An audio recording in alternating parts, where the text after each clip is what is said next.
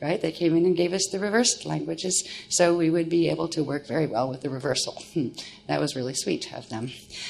Yeah, because what it does is it amplifies it, and it creates something. And it's really funny. There's somebody that is doing a trip someplace in England, some person, and they showed a diagram. I have seen this, but I just never had time to bother trying to draw it.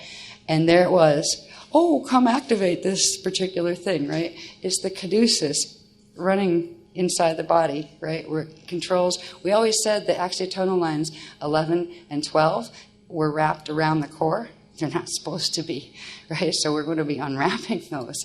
And so I still have that diagram someplace. It isn't one I did, but it was one I saw. I was like, oh my God, oh no, I know that's not good. Now I know why. Sorry, what? Oh, thank you, Sue. She's here. Yeah.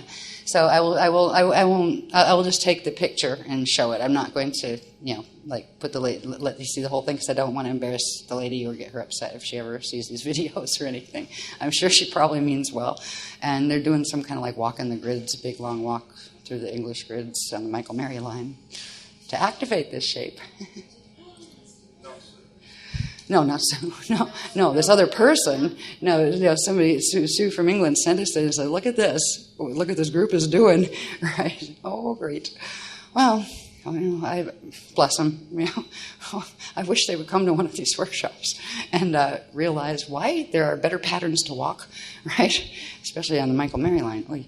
Anyway, we will be we're in the process of restoring these flows, and they have to come through the mental body structures first, and we do it by the Tuliyas and the Tiwas, and the opening the window, and it will begin the process of turning the flows on, but not just on one line. It will start with, I believe it starts with turning on the flow that would come in right over your head, which is the 12 fire chamber, right? And that means that would be carrying the A12 and A11, I believe. Yeah, A12 and A11 are the ones on the side, so that will be opening that main flow. And that will trigger, probably the next one, I wouldn't doubt, is the rod.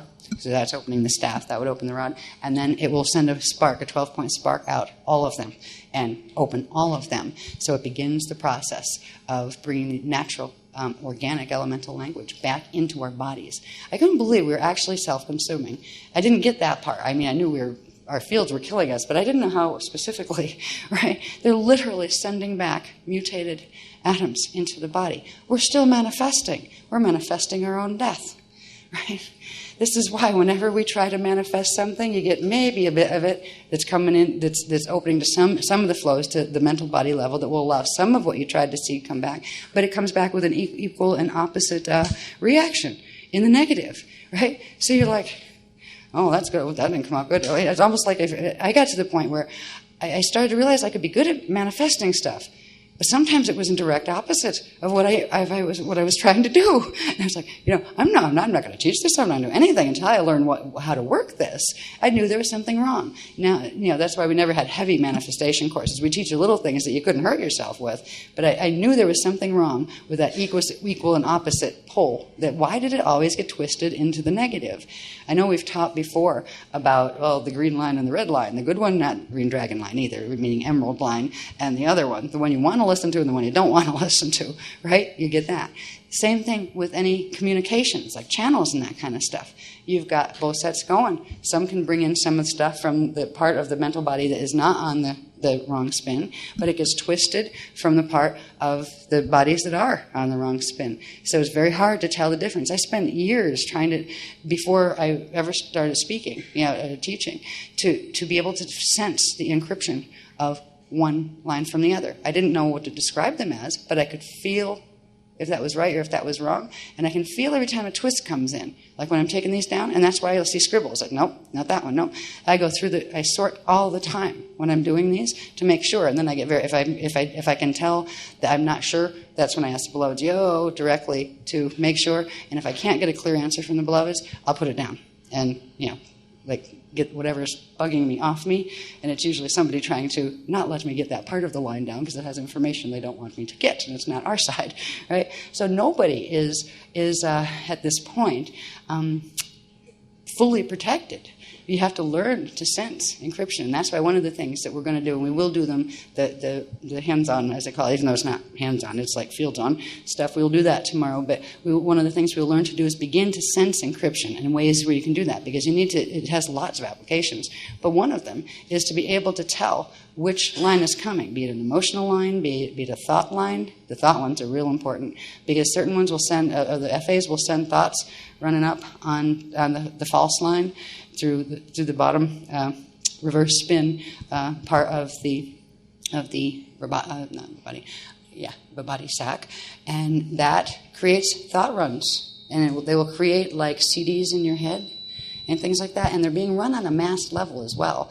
Some songs I've noticed, like songs that you get on the radio that you don't even know the words to or anything, hear them once, don't even think about them, didn't even like them, and then they turn on like somebody hit a switch and you got a record guy in your head. So where did that come from? I don't even like that song, right? It's stuff that's cycling through the grids. They're using music too. I mean, the music industry here, and images. Look at all the images that we watch all the time. Look at what our children have been being put in front of to call amusement. Shoot 'em up games, with the video, heavy light coming in to the eyes on the twisted sequence. All these things go right in to the localized, like the immediate TIWA fields, and they set encryption programs. When you read something, it takes that light, right, goes through your pineal into your system, and it sends it out into that field. So everything you hear, everything you experience, everything you read, everything your eyes see or your ears hear or your nose smells, creates an encryption in energy that goes back into even the distorted fields. It sets that pattern there, and it builds it up into a manifestation. What they're trying to build here on the mass level is a mass extinction through self-destruction. They're trying to create the World War III drama. Not by coming in and bombing us with spaceships. That would be a last resort on their part, right? They're trying to literally have us kill each other, and they are seeding thought forms. And not only that, they're also seeding things through infrasound. Now, infrasound is what, and I won't get heavily into this right now, but when we're dealing with the Ajay bodies, right, the Ajay body is, if you could see the light bodies, you would see the light body, but you would not see the Ajay body, because it's on the opposite spin, what's called the Adore spin. All right, it's on the adjugate spin.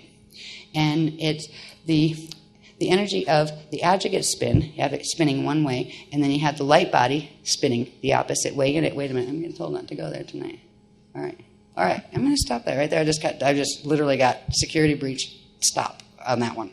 Okay, I don't know what that was about. Oh, we'll pick that up tomorrow. Anyway, I will cheer. I don't like when they do that, and they rarely say it that way, right? So I'm not sure what that is. Does that mean break time? It does, doesn't it? Yeah. Okay. 10 minutes good? 10 to 15 should be fine. Okay. I'm trying to see where it is. All right, where is it coming from? Anything more? Just break or...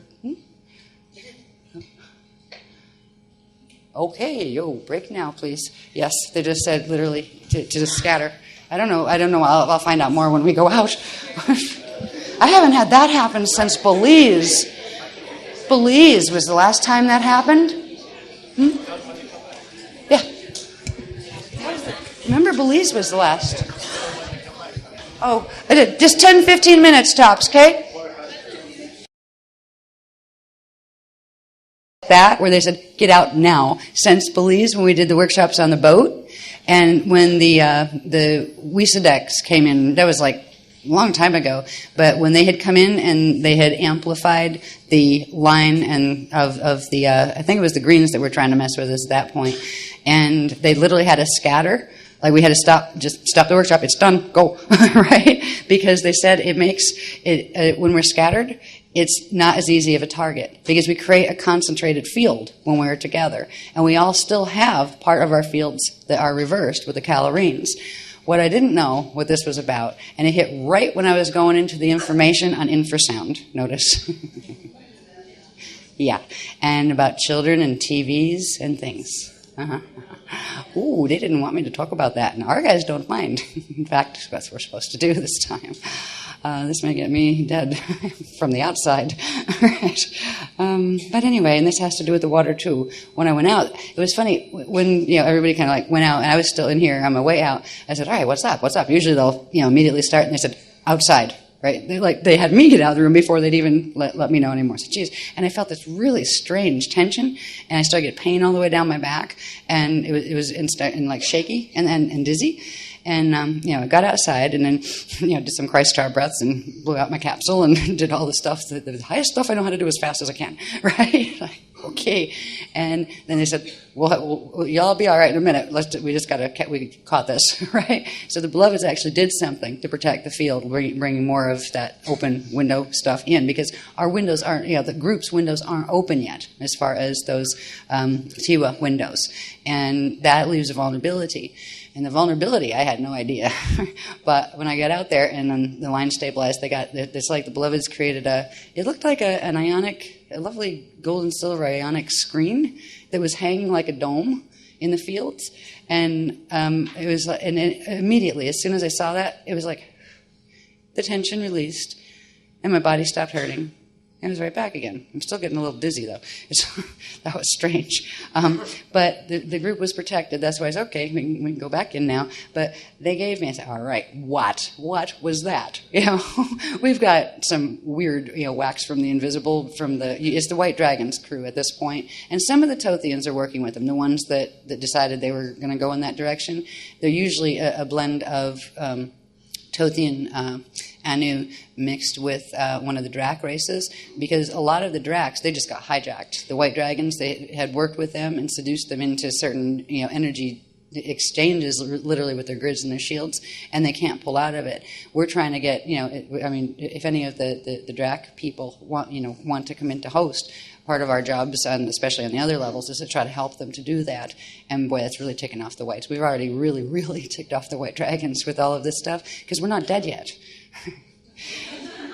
They were hoping within a week of the Omega Code being activated, which was in January, that it would be crumble fast and die, right? And not just for a couple of us, but the shield. I mean, they were trying to, take us out, because we have the ability to fix a lot of this here and get a lot of people, which is quantum, they will lose back into natural host.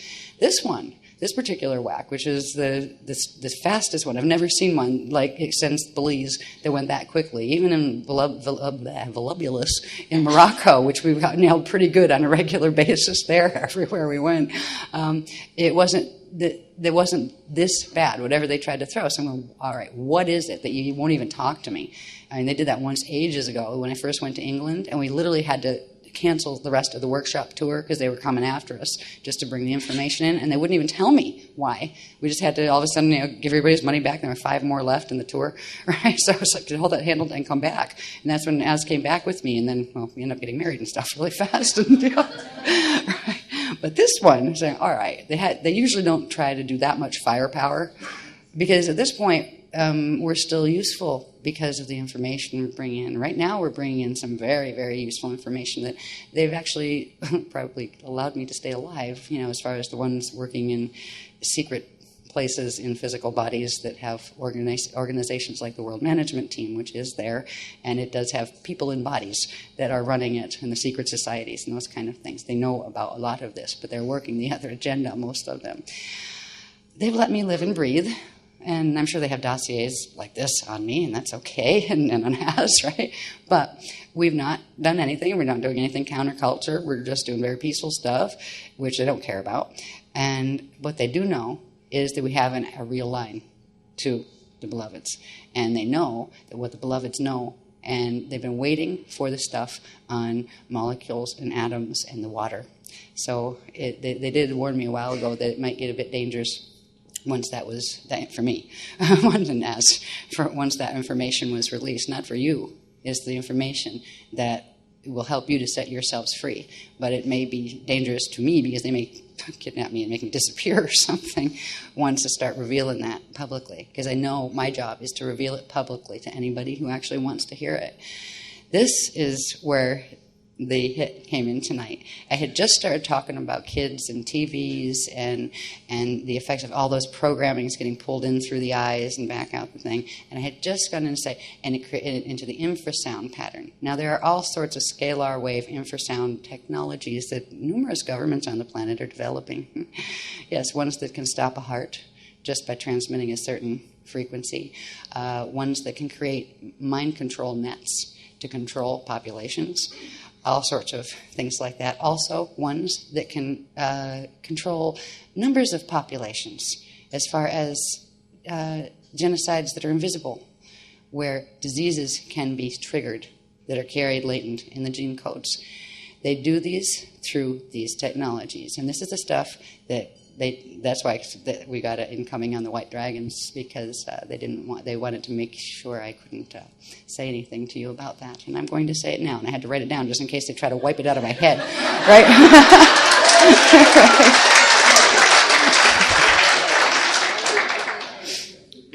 First, what they wanted me to do, and this is right what I was going to start to do, because I brought up infrasound, but I hadn't explained that in relation to the Ajay bodies yet.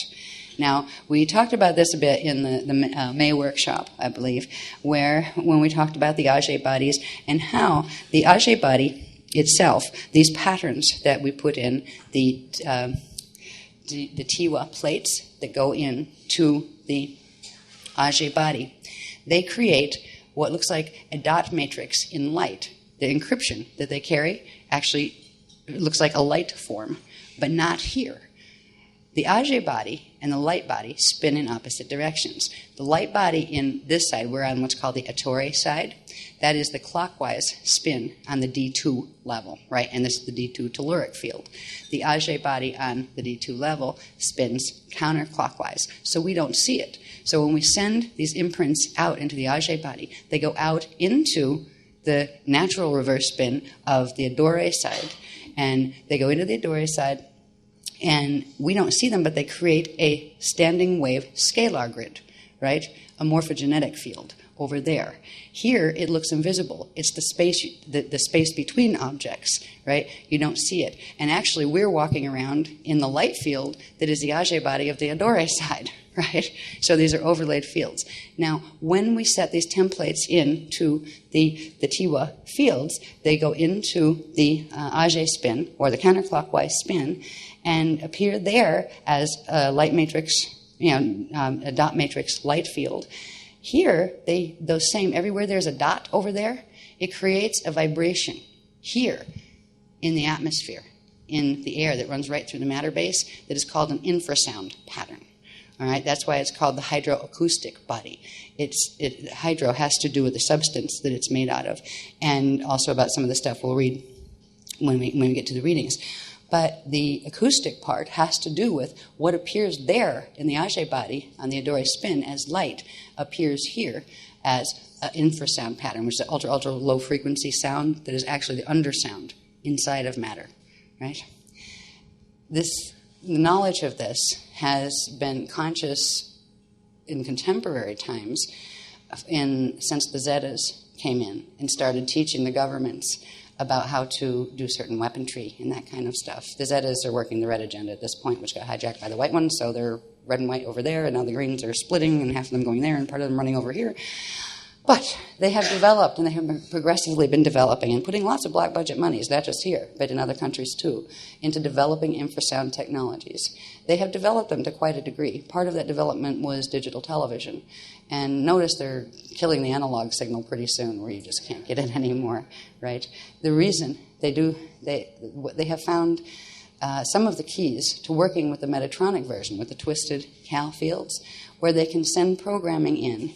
Just like when you see something with your eyes or you hear it with your ears, it creates a pattern that goes through even the twisted processes, but it goes into the mental body field.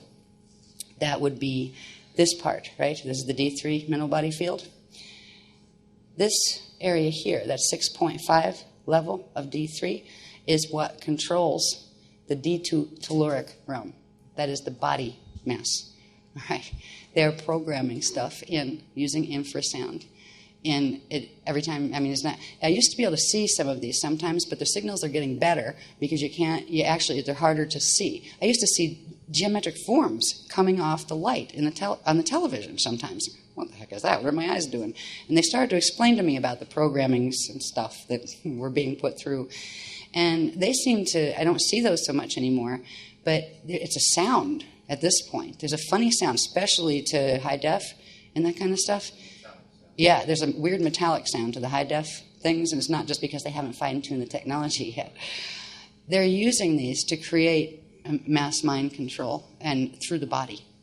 And it's not only affecting the mind, they're also broadcasting up higher into these areas that they can still access because they're still inside of the body sac. So they're trying to do mind control from the higher ones and body control from the mental one. And they didn't want you to know about that. And it's very specific. They send signals in to these bands, and it would be, if you wanted to control the telluric realm, you'd send it into the 6.5 area, subfrequency band, between subfrequency bands 6 and 7 on the D3 dimensional spectrum. And that would create a pattern, a dot matrix pattern that becomes an infrasound pattern. It doesn't hit the Auger bodies. They've got some of the light fields of what should be the light body spinning in reverse spin to make them work like a fake like a fake Auger body, because they've blocked the connection to the natural one. And they bounce it off the reverse field and bring it back in, and it steps down to the dimension below. So we're actually being progressively subjected to this.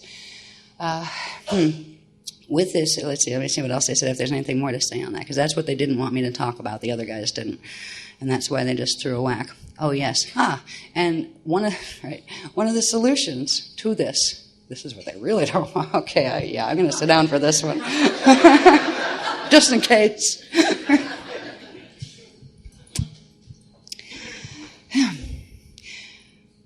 Okay, Matt was giving me a really funny image. He's giving me the image of the little, what were they, tinfoil hats that a couple people wore. After the movie Signs came out, and I think the kid had read in a book or whatever that the tinfoil, because of certain properties, would block the signals that the ETs were trying to send to mess with them, right? Well, we had a number of people, actually, there was like 2 rows of people once in a workshop being funny that came in wearing the little tin hats, right? Yeah, and I thought it was, what was that? Sorry. What? Calgary, was it? Yeah, but I thought that was quite funny. It happened here, too. I thought it happened here, yeah. Did they? Yeah. But the concept is interesting. Now, I guess tin foil, from what I've heard from you, I think you told me, aluminum foil. Yeah, that's what I mean. Yeah, there are different substances, aren't they? Aluminum foil, if you put it over, say, a satellite dish, messes up the signal, right? So there is something to that. That doesn't mean we all have to go get out our rolls of foil and make hats. Part of the problem is it's not coming in through the head, it's coming up the feet, so we need tin booties too. But it's not just coming in a bit through the head, a bit through the feet. It's coming in through the chakras in the field. So we need like a tin mummy outfit. Fortunately, because that could be very uncomfortable really quick. Fortunately, there is a solution to this problem. And I didn't know this, and they were going to tell us tomorrow, but they're going to tell us now because of the whack that just went. It was not just personal. It was meant for the whole shield. And it didn't work. And the thing that I was seeing, it was like the little gold and silver, tiny little ions at some level, but I could see them like right up above here. It wasn't my eyes here seeing them. I was seeing them from like the top of my eyeball level, which is very strange. It's a new place. I haven't seen from there before. But it immediately blocked whatever it was that was creating. It was building a tension, and it was like causing body harm. There is a way, once the windows are open, that we can create inside of, if we have our natural, D1, D2, D3 body structure levels, and they have these nasty calorine fields, control nets that are running in them at the moment, right? It will take a while after we open the window to clear all of that out of ourselves, and if we cleared it too fast, we'd blow ourselves up. So it's a process that takes time. But one of the first things that can be done is we can learn how to create like an ion field, a net inside the net, and harness the net itself. And the energy that it tries to use to mess with us, that's why I got that surge of, oh, I'm going to come back in and talk with this. I got a surge off that one. Right? I did. Woke me up. Whoa. Right? But there is a way that by using the window technologies, we can create an ion buffer field that literally has some kind of, I don't know what its molecular structure is or its elemental structure is yet, but using the natural processes, we can create this buffer field and harness the harness and turn its energy back. So every time they try to blast us with something, and just walking around on the earth, you get blasted with stuff all the time because these frequencies, these infrasound frequencies are being sent. We can turn them back around when we have that thing inside of our fields. And all the stuff they're blasting to try to hurt with, we can turn that quantum back around and use it to accelerate our own healing. So we don't need tin foil or aluminum foil. I feel very relieved about that one because I've been feeling like in the last month, there's been so much of the nasty frequency running in the grids that I feel like I've aged 500 years and I'm just falling apart in myself. You know what I mean? Like my bones are hurting and joints are popping and, all that stuff. It's like, uh-oh. There is something. There's a larger technique that they will give us tomorrow, and they're not even going to, they said they're not even going to do any open your field type techniques right now, but because of we're being watched. No kidding, we're always being watched. Right? But at least some of them are good guys. But there is a quick way to begin that process. It will only go in on the light body level, but it will recode enough to begin the process and create a bit of what? They just said, think green slime. But good, emerald green. Like a jelly type effect filter that will coat the inside of the levels where the bio net is. And so we can't do it yet on the higher one. We have to wait till we open the full thing, but there's enough there where we can get that that much. So it will stop the bio assaults that are being run through. And it's specific. The frequency is the space between the 6 and the 7 subfrequency band of D3 is where they're transmitting that particular set of infrasound mess that goes right into the physical body structure. So there's a quick way to do it that just has to do with optical pineal induction, seeing a code, inhaling it through the eyes, holding it, and then in your mind do the Russia, Ira, Christ star, now. Right? It's real simple. It's not a full technique yet, but it will be enough. And I'll show you what the code is. I was going to just show you at the end. We're going to show you now. Right? Bless you. It's the end one in the pack. You got it? Okay. Yeah, let's put that up, please. We'll get that part done now. Let's put on our green slime. The green slime field's coming. What?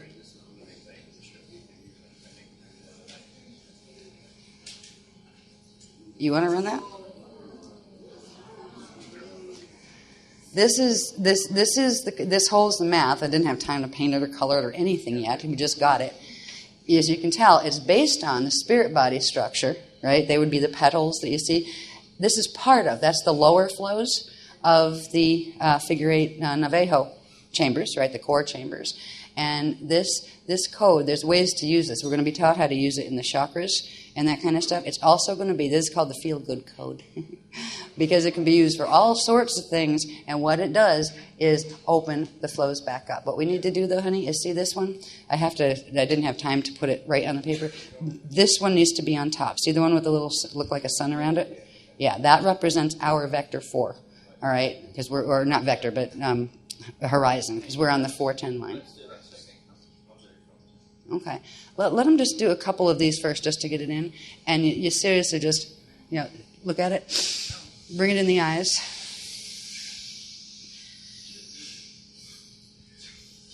And Russia, Europe, Christ Star. Now, and push out your capsules, your Christ Star Vehicle capsules. If anybody doesn't know what they look like, just imagine you got one, and the groups will activate yours just because of close proximity. That's in some of the other earlier workshops.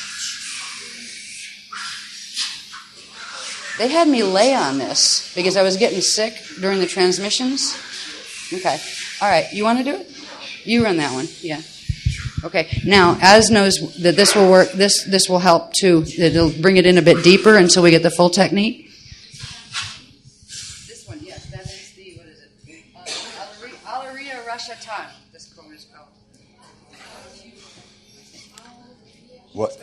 It's called the Alaria Rashatan.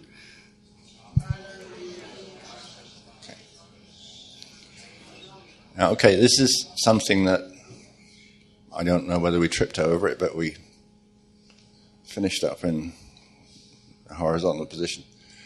And this is something that I've waited for personally for a long time. I've talked to many of you before about trying to remember that a code is alive. Okay? Tonight you're going to treat it literally as it is working with you, as a breathing, living thing. Now what I want you to do is to repeat the Rasha Christa now, the Rasha Ira Christa now, okay? And know it is doing exactly what you're doing. I'll just talk you through it, and then you can do it on your own. It's very simple. It's only 3 or 4 breaths. Take one main breath to expand your Christa vehicle, and know it is doing exactly what you're doing. And as you imagine your own Christa vehicle expand, if you like, imagine, see, or intend, whatever way you connect with it, that it too has expanded its own Christ-style vehicle around itself. Okay, that'll be breath 1. In breath 2, I want you then to create a miniature of the Christ-style vehicle sitting up in the peak part, okay, and know that it too is doing the same thing as you. On the exhale, you push out the miniature Christ-style vehicle as it will, and those 2 miniature Christ-style vehicles will meet far out in space. What? They're saying no, not now. There's a good technique. We don't want to do that now? Not on a security breach. No, you want to keep them in their bodies. Right. Okay, well we can put the replicas into the apex and leave them there. Yeah, just keep them in the body. Don't take them. Don't have them go to the Okay. Because that takes them in the body location. Don't do that. Okay, I apologize if I was being misdirected.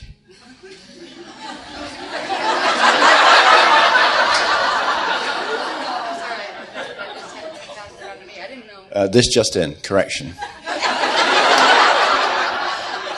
We enjoy a very close line on a good occasion.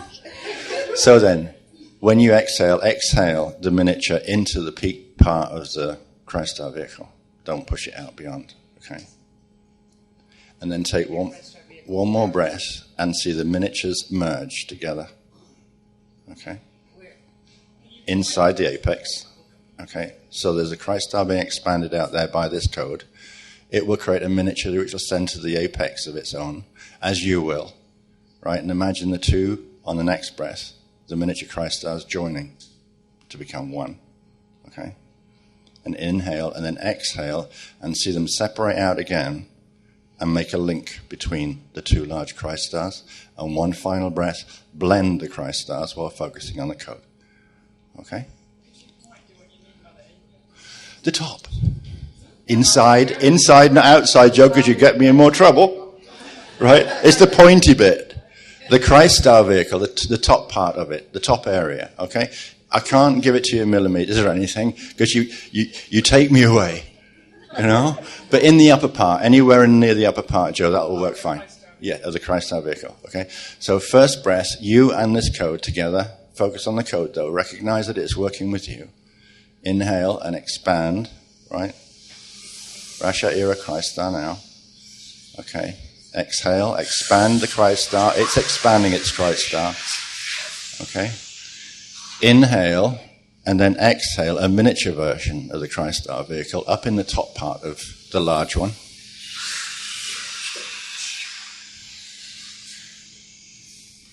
Now inhale, and on the exhale, merge the 2 miniature Christ-style vehicles, creating a link between the 2 large ones.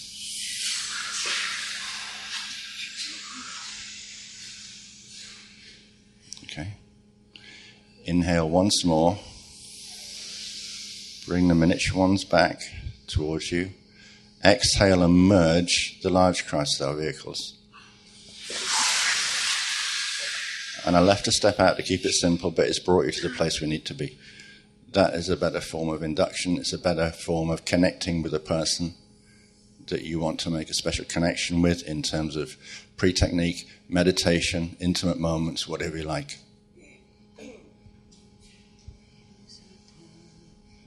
Thank you. Thanks, darling. I didn't mean to interrupt there. I didn't know that they didn't want us to do that part. But thank you for running that, love. And something that goes with that. This just came in now. The beginning of using the tones that have to do with the with awakening the Tiwa fields. If I can remember this, sometimes they come through so fast I'll lose the melody, but at least I got the words down. But I think I have it. And if anybody has a tape recorder, this is good because at least we'll get the sounds that originally came through on, so we can pull it from there. Now let me see if I can do this. And it will begin the process of activating that code in the system. What that code does, that is a code that is a part of your natural living consciousness that is the structure of the entire, your density body structure with the Ajay body. It is the hydroacoustic programming code that brings back and turns back on those flows. Because right now, they're the natural flows that would normally be on in your body, in your DNA, and in all of that. They are blocked. And they're actually turned off in the gene code by the epigenetic overlay because of the filter that blocks out the actual chemical compounds that would allow those frequencies of energy that are atomic to come naturally through the body. When we put the code in, like we just did, in Christ-Star protection with the Christ-Star vehicle activated, which is the, Rasha era Christ-Star now, calls on all the bodies and pops in an activation, this one will begin setting the sound equivalent to bring it through. We program it in by looking at it, right? And then sing it in to where it pulls it through faster, through the cycle faster, so it can come back out as the infrasound pattern. And this one I got was, let's see. All right. The first part is just very simple syllables, but they're repeated 3 times. It goes, mate, mate, mate, You can wait on that one for a minute. They said build that up for a little bit, like in sets of 3, and then we can bring it up a little higher as well, and you can move it, like some people do higher, lower, wherever your voice fits. Okay. We'll start with mate, mate, mate,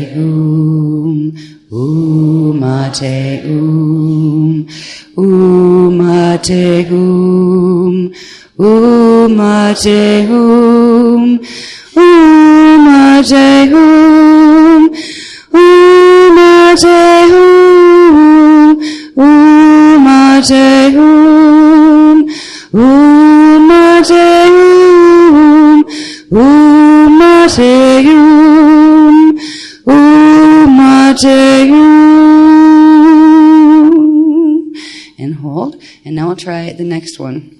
Let me see. I'll just try this myself first to see if I can, because it went in so fast.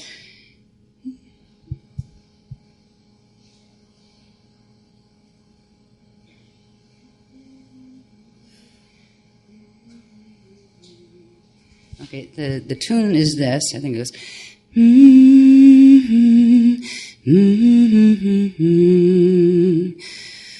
And the sounds are Tiwa Navevusata, Tiwa Navevusata, Tiwa Navevusata, Tiwa Navevusata. Matahum, matahum, matahum, matahum, matahum, matahum, matahum, matahum, matahum, matahum, matahum.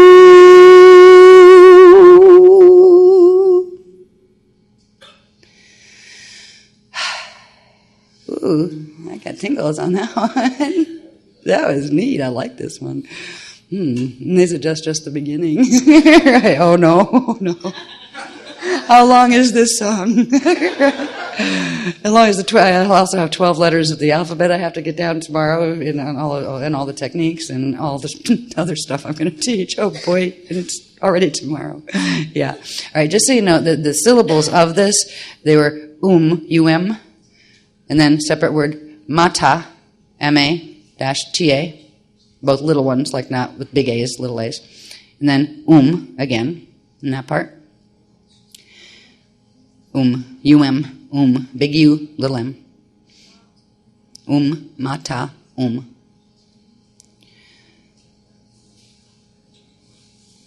And the bottom part, the bigger one,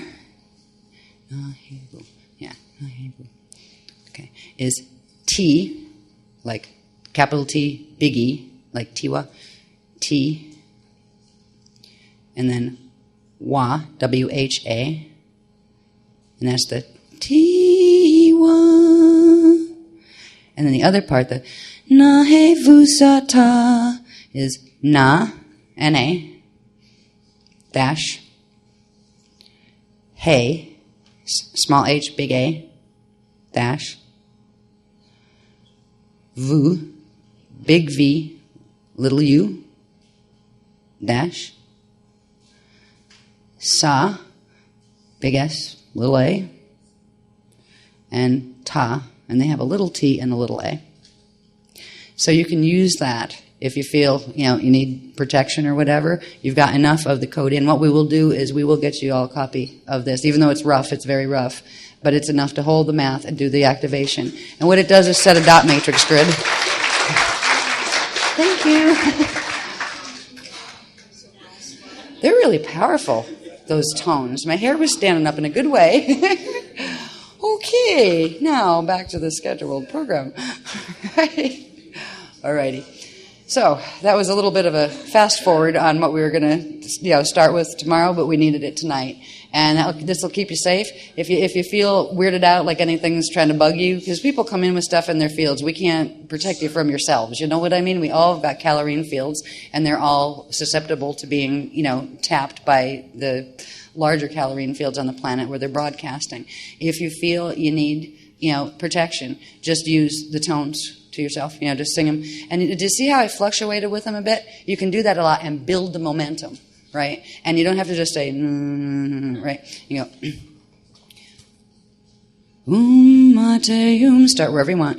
Mateum, Mateum, Mateum, Mateum, Mateum, Mateum, Mateum, Mateum, Mateum, Mateum, Mateum. You can play with it like that, because if you feel the urge to move it like that, let yourself do that. Because what you're doing is you're hitting undertones, overtones, adjugatones. You're letting them move through your body in a way that's natural for you, so you can do that. And sometimes if we're working with a big group, it's good to start out in the same and try to keep around the same spot. But then we can go into, once everybody's up in the shield, then they can go into all the oscillations, as long as we're doing the parts and the tiwa parts together at the same time. So even the mate if you can't remember real fast the tiwa nahe vusata part, at least the mate will bring that protection field. And this is the emerald shield, and it's like an emerald gel that it will actually work kind of like the tin, the aluminum hats, right? Because it's on the inside. It'll put it on the inside of the D3 level of the Ajay field, and that one I think is the one that's called. What is that one? Oh, that's the one that has the big long name. Maybe it's Umate I don't know, but it puts it on there as literally like a cleaning film. So when their broadcasts do come through, it will clean off a lot, and I won't clean off all of it right away. We have to build the strength of this inner bubble protection field. What we'll eventually do is we will have one of those. They're actually like metallic light that will work very much like the foil hats. And will progressively be able to create biological immunity to this stuff and build it up in our systems. And that's why they're giving us these technologies now, because the the White Dragon forces are speeding up the activation program of the mass mind. They're messing with the whole mass biology and trying to first do the mind control bit of getting them into war so they can, people can make each other extinct, And they're also kicking up the ones. There's certain ones they want to keep alive, of course, right? They want to keep me alive until I give them whatever. There's something they're looking for that they know the Guardians know, that they can't do something because they don't understand something, and they know our guys know it. So they let us live, breathe, and walk and talk, right? Haven't hit that one yet. But anyway, this will give you some immediate protection for tonight and, forevermore. You can use that fast. Yeah, excuse me. Can you share this with our TV watching children? Yeah, please do. I'd like to learn how to put one of those bubbles right around every electrical appliance, every TV, every one of those little Game Boys, all those things. I think we will learn how to do that. We will learn to transmit that buffer, because it's more than a buffer. It's a transmutation field that will turn the reverse stuff that's coming into the bodies from the omega pulses. It will turn it back around and make it usable quantum. Oh, it's about time. I've been so, I feel like I've fallen apart from the inside physically, from the omega activation. This is where we get to reclaim that energy and turn it back around. So even if they're sending in stuff, into our energy field, they're trying to stimulate our own energy fields to produce stuff that doesn't belong there. It will turn all of that back around, and the more they hit us, the more we'll be able to energize ourselves more quickly. Yay! Thank you, brothers. I just got an image of the little Ever Ready bunnies, the little pink bunnies with the drums. Do keeps on ticking or whatever. No, that's Timex. Whatever the little battery bunny does, it will kind of it'll rev up our batteries because we'll be reclaiming our own quantum, because it's our own quantum that is being used against us. They pulse the shields through the planetary grids, and it sets certain things in motion in our twisted calorine fields, and it transmits what they sent through the planet body. It transmits it right down into our bodies. So now we'll be able to reclaim all that quantum. And I bet eventually we're going to be able to transmit at least to some parts of the planet a strong enough field that will serve that way too. Like start with maybe over our houses or apartments. Yeah. Yes, exactly. You're absolutely right. This has to do with creating a superconductivity field. All right, and this is just the beginning, because eventually the bodies themselves, when they heal, become superconductors, and that means they can run pure natural electromagnetic currents. And I know science tries to create false superconductors here by stuffing stuff together on this level because they don't know how to manifest it directly down here. That's what they haven't figured out yet. They know, and the Zetas won't tell them. Right? Yeah, I mean, this is ET technology that was brought here and given to certain organizations on the planet and secretly developed, but they didn't give them key formulas and things, because the Zetas weren't their friends in the first place, right? The Zetas were trying to set them up so they could use them to do the legwork and the dirty work, build the stuff here, make that, put that there, that kind of thing. But they wouldn't give them key things about understanding the elements and what you could put together to make whatever it is the White Dragon, the human peoples that work with the White Dragons want to do, because they want to do something that has to do with the Montauk experiment, that kind of stuff. There's something they realized something they could do with that, and they wanted to make it bigger. But there are certain key somethings, and it has to do with atomic relationships that they don't understand, and the Zetas won't tell them. Well, maybe we will by accident, but by the time we do, they won't be able to use them quite the way they thought they'd use them, because we'll have the windows open.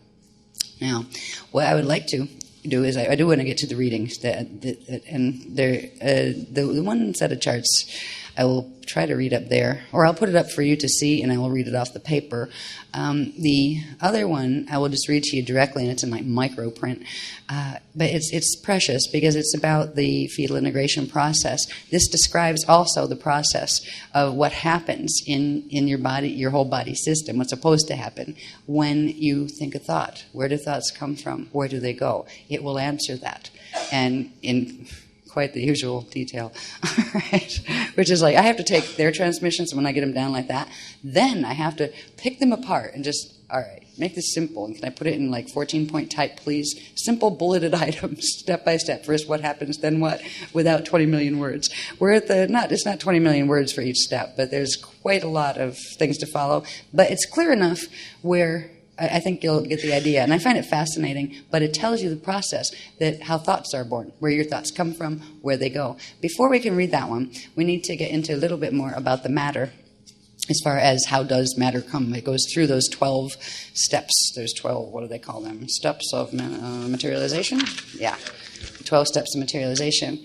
And, I think I'm going to start with that next. Before I do that one, there's ones I think I put behind it in the stack that I think I'd rather start with. Let me see what's right behind them. Ooh, I'm blind myself. I'm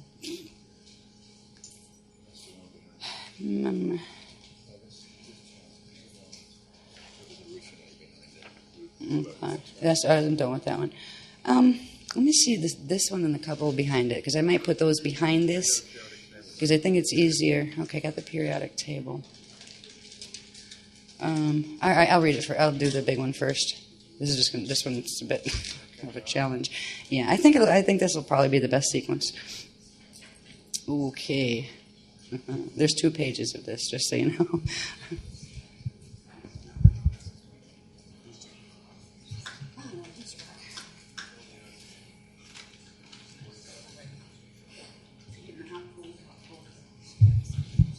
Okay. I'm going to read these off. Instead of point, I will let you look at that, but I will read this to you because it will be the print that will be really hard for me to read with my eyesight the way it is standing up. So, first of all, the first 12 steps of materialization, the progression from consciousness to matter.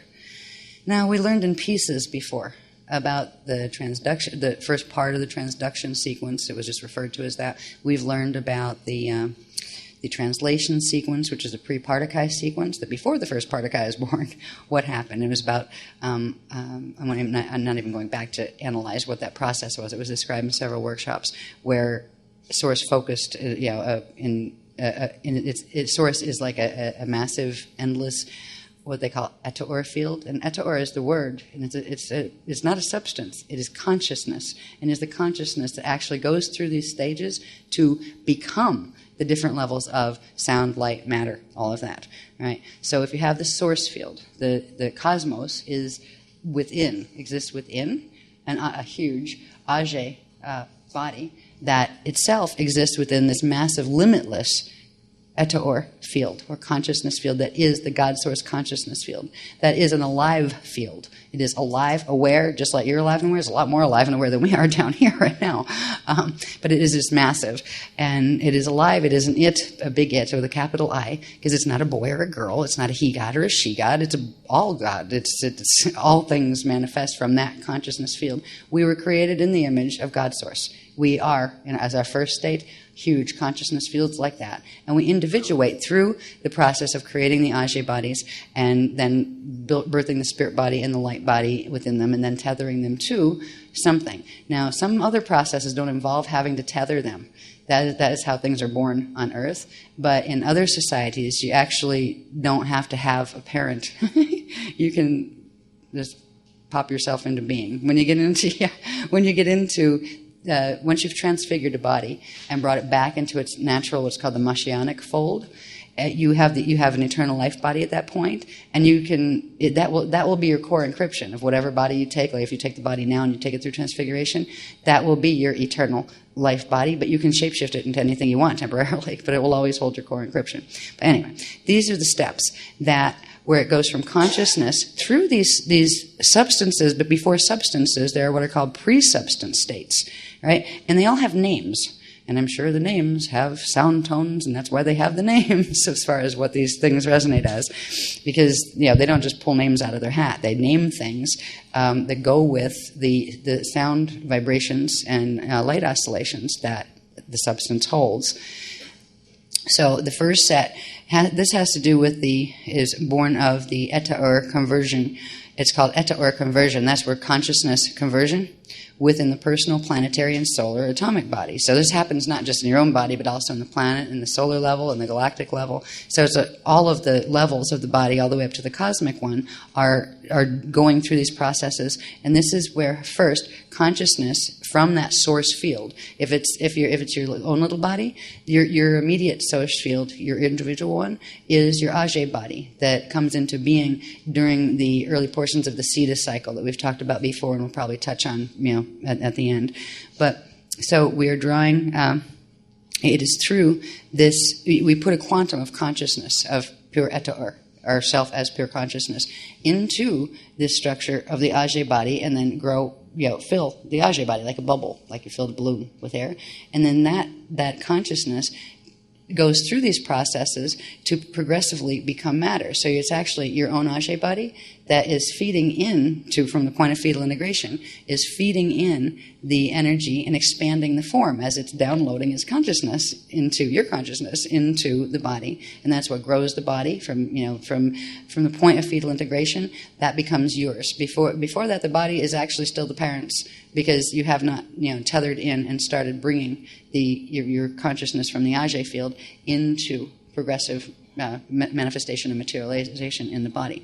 So this process occurs through various levels between the age body, the rasha body, the light body, and different parts of it take place at different stations in the bodies. So in this you'll see that, like for the first one, for example, it says born of eta-or conversion, which means the conversion of the eta-or, or the consciousness, that pure consciousness, within the personal, planetary, and solar atomic body. When fetal integration begins, this process is set in motion in the physical atomic body. That was the borrowed body that was grown into the baby. The baby had to grow to a certain big enough point.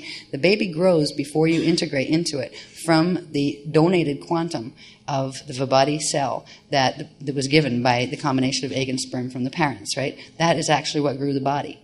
And then when you start to come in and tether, that can't happen until about 33 to 56 days after fertilization of the egg, because it would blow the egg apart. It would actually it would kill it, because there would be too much energy for that little tiny egg to handle. So the body has to be grown to a point where it can handle the high frequency of a new consciousness coming in.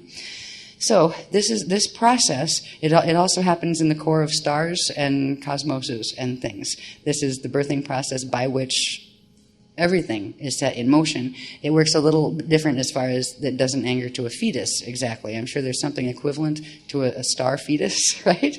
Which has to do with possibly anchoring into some little thing that already exists in the manifest field. Or maybe not. It might be one of those that are able to just, maybe like, where did the first bit come from to form the age body? Where was the egg and sperm that started a star?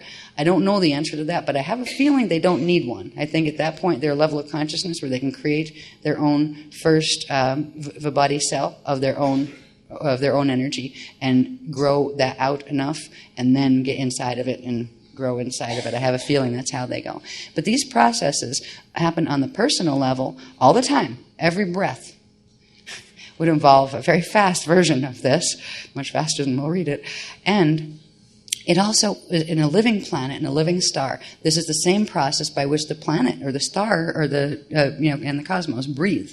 And it starts out, before the breathing can happen, there's a certain stages of substance where consciousness first becomes pre-substance, then it moves from pre-substance into what is called hydrolase, which is, now this is the pre-substance compound. It is a compound pre-substance. And there's a different type of hydrolase that comes later that is an atomic substance. And it's not a pre-substance, it's an actual substance. All right? And hydrolase, wherever it is, be it in the pre-substance state or once it gets into atomic state, it has a very specific code as far as its combinations. In D3, it is H2O2HE3. Right? That's D3 level. That's 2 hydrogen, 2 oxygen, and 3 helium. When you step that down using that very intricate chart of making sure all the spins are right and counting everything, it becomes, in D2, it becomes O2, H2, N3. All right? That is what the substance of hydrolase is in atomic structure. We find out as we progress through this that it is the structure of what living water is supposed to be. That is what living water is supposed to be. But you cannot force water here to bond that way from the outside, no matter how much you mix stuff up in test tubes or whatever they do in science labs. But it can be brought back into water if a body can bring it into their own body water by regenerating this ability of breathing. So we will be able to, and they just taught me something when we came in there, where as soon as I came back in, they wanted me to drink water, and they told me to, and I don't know what, this will be a technique tomorrow, the beginning of a technique. They said, put your hand over your hand, grab there, like where, and I can feel the spot, and that's where the window had opened, right? I could feel it. And they said, just grab stuff. What kind of, just grab stuff? So I grabbed stuff, right? And they had me put it under the water and push it up in, just like you would with Cathara healing. Push it up into the water. They had me do that twice, and then said, now drink it, right? So it helped, and it did. It felt really good going down. I don't know if it would chemically change it enough on the level where it can be seen under a microscope yet, but eventually it would do that. And if we could build enough frequency, but even a little bit of it, even where it's so tiny that it would, it would be hard to find in a microscope, it creates a field that opens the potentials of these flows, the potentials of hydrolysis coming back in. Where, all right, they're saying what it does at first, it will allow the D3 natural element to bond to the dead one, all right? And then, progressively, as that element heals by bringing in that D3 thing, it will start to recode itself, and it will begin to allow the drawing in of the missing elements. Because right now, we got H2O here is water. All right, I had to translate that, and I'm not looking at this now. I'm going to read this first, but I did translate them back and forth. Okay, if it's H2O here, that means, that's line this on D2, so that means on D3, it's this, right? So I could find out, what the translations were. So I could find out what exactly is missing from water, and we did find out what is missing from water. And it happens to be, like the three, I think it's 3 nitrogen and 1 oxygen, H2. No, 1 hydrogen. Anyways, I have it on the other thing, but we do have the formula for that. So anyway, all of these substances that we're looking at here, and we'll finish up with here. This is the progression from literally consciousness through pre-substance going into pre-matter, which is the next level, and each of this takes place at a different area in the whole body structure. And from the pre-matter, it goes into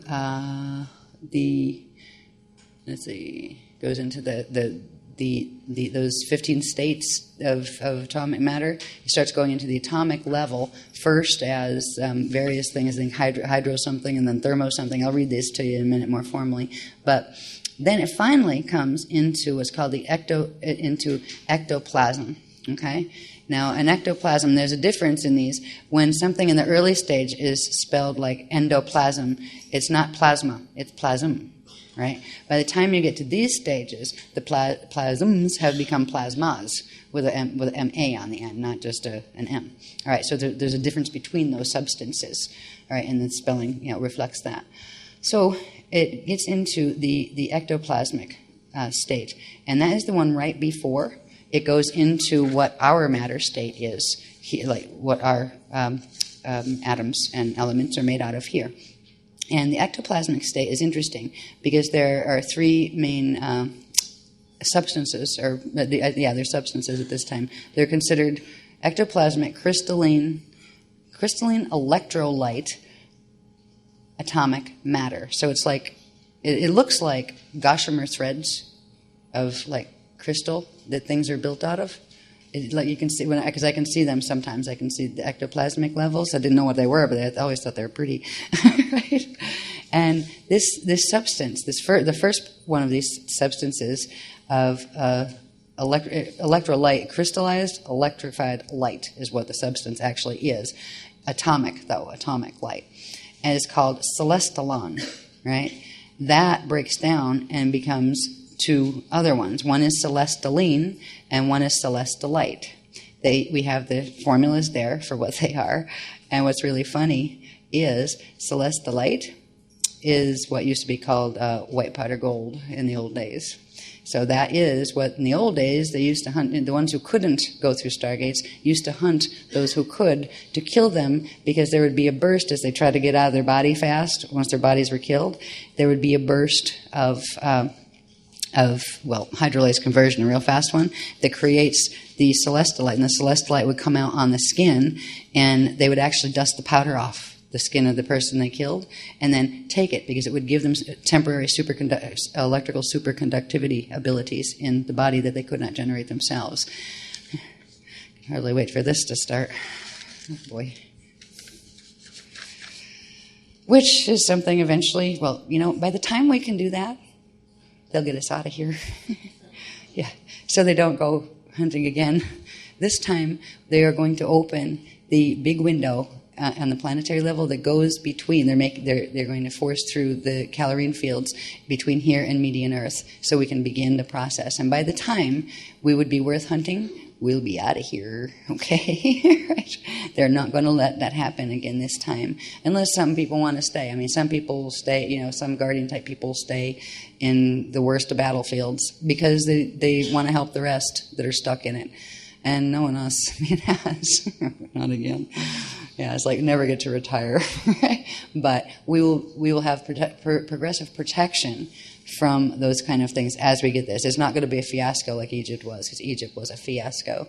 There were still some people who had a little bit of abilities left to go through. You had hibernation zones open. You had all sorts of crazy stuff flying in Egypt. And there's a lot of nasty things going on between what were the Leviathan races, which were the ones that had hybridized in for bioregenesis and decided to go, to the dark side.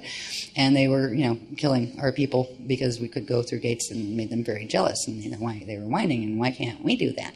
So, you're on bioregenesis. We'd be glad if you could, but you got to wait. And they wanted to take the substance to make it happen, to try to override the natural processes, because they got themselves damaged in the first place. That's the only reason they had to come here on Earth, to bioregenerate.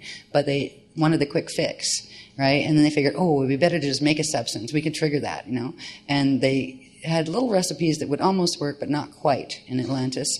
Because if they're not naturally manufactured through a living body that does it, they don't really work very well, and you can get yourself spontaneously combusted attempting to go through a Stargate, right? So the real stuff worked best, and that's why they hunted for it. Anyway, this is way up in the process of this is the step-in sequence where consciousness is actually stepping in to the levels of manifestation and then materialization. And from the celestialine level, it gets very interesting. This is where we find out what the heck is our matter made out of anyway. And this is where we find out why water is important. We're actually the atoms of elements here are made of crystalline liquid light, atomic elemental water matter base. The base of our matter here is water, but natural water, hydrolase, all right, atomic hydrolase.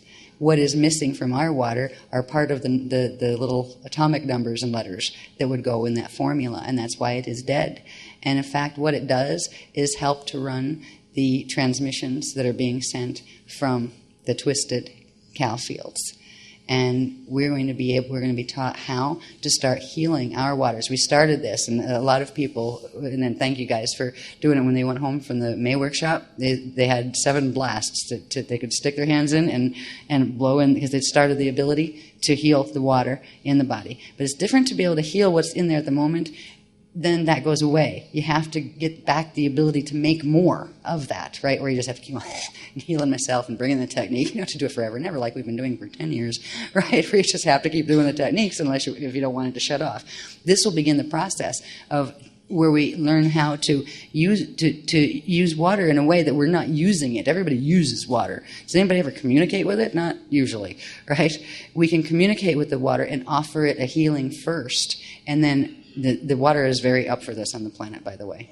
It's like grinning, like, yes, right? It doesn't like being used for harm. But it is the first compound atomic substance from which the other 144 smaller elements emerge. So it is the compound. There is a compound before. the individual elements. And this happens on each of the stages. So, I don't think I'm going to spend the time reading all this tonight. I've showed it to you, and I think I will get you a copy of this one too. All right? Yeah. Just in case they kill me before the next workshop. Oh, God. It's out there, right? Yeah. So you can at least read through this. I'm hoping there's no typos. If I find them, I will let you know, because it is a rough copy. There was no time to proof anything in that regard, but I will, when we have time, the workshop's over, I will proof it to make sure, and I'll just, we'll put it out on the site or whatever, the website, to let you know what letters are wrong or anything, just in case. All right. But this gives you the idea, and the most important part of understanding this is it starts as precepts and stuff in that translation sequence that is the same sequence of how Source created took its consciousness and created the first set of particuli. All this happens, actually, it starts, when you're birthing into a physical body, it starts when the egg and sperm come together. They create what's called a singularity point. And in that singularity point, the birthing process of how Source turned its consciousness into manifestation begins, and that's where we grow. That's where we get the Ajay capsule birthing out and all of that kind of, like, before anything much happens in the first several seconds or minutes or whatever of conception. But anyway, then the process is the first part. One thing I do want to talk about this is the first part of all of this is where consciousness first starts to change into pre-substance is actually in the atomic body. All right, so there's that thought seed that has to be set, even if you're a star or something. You got to seed something. They might create their own atomic body, like a little blob of atoms that they can anchor into. We have to use fetal bodies here to birth in, but it starts in the atomic body. The physical body has always been the key to this process, and if the physical bodies are blocked, shuts the breathing down, kills the body. That's what they did to the planet. That's what they did to the sun. But it goes from the atomic body for the pre-substance states, and this is where you get plasm, endoplasm, thermoplasm, hydroplasm, ectoplasm.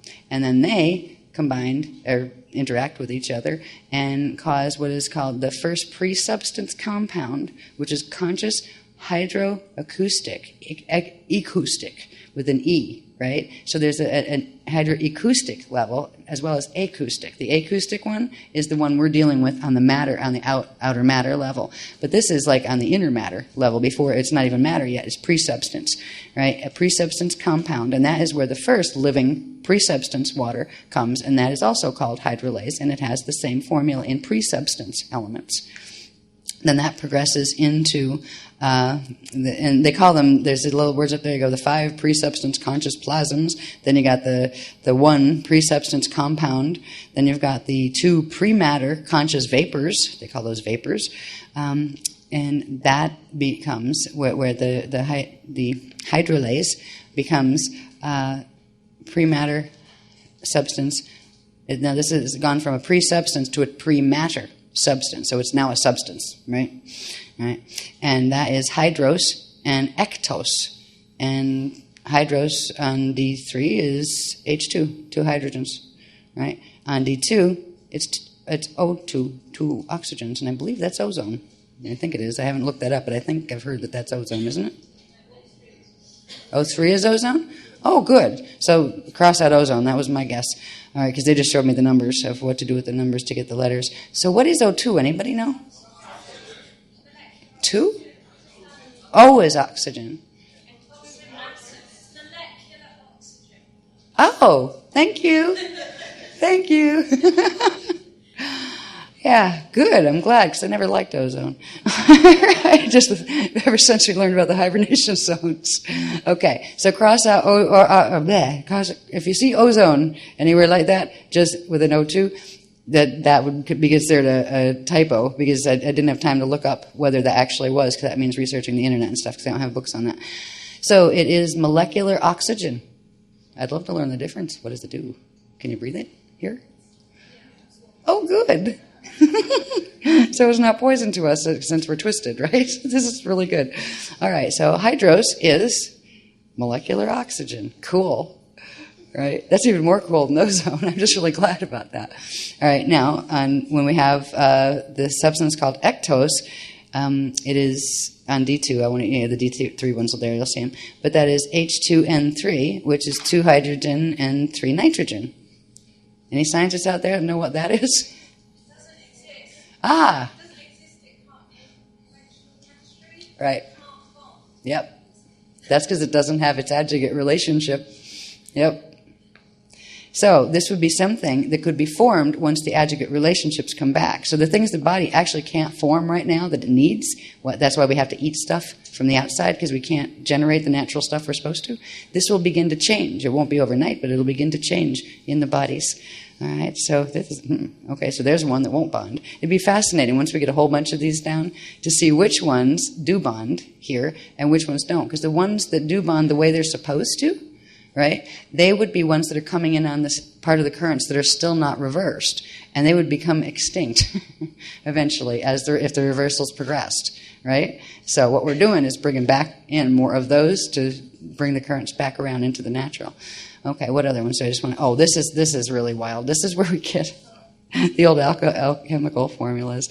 There is something called atomic number 126, which means it has 126 protons.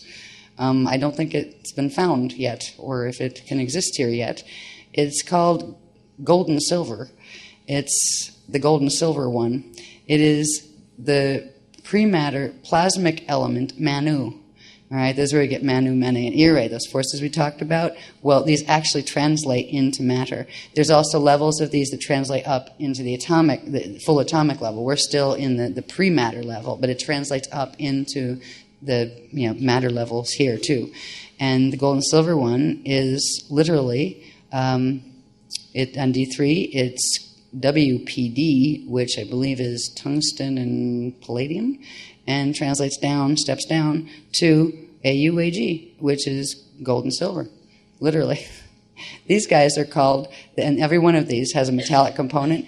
These guys are the metallic electroplasms. Now, if you notice, like this one is born, the metallics are born of urea conversion. The ureas were the name of the last group of the pre-matter substances, right?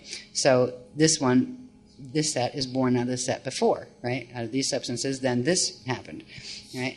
These elements, every one of these, have a name. The metal ones are called there's a way to pronounce this, matalika. It's not meta, it's mata, matalika. Before that you had the aria.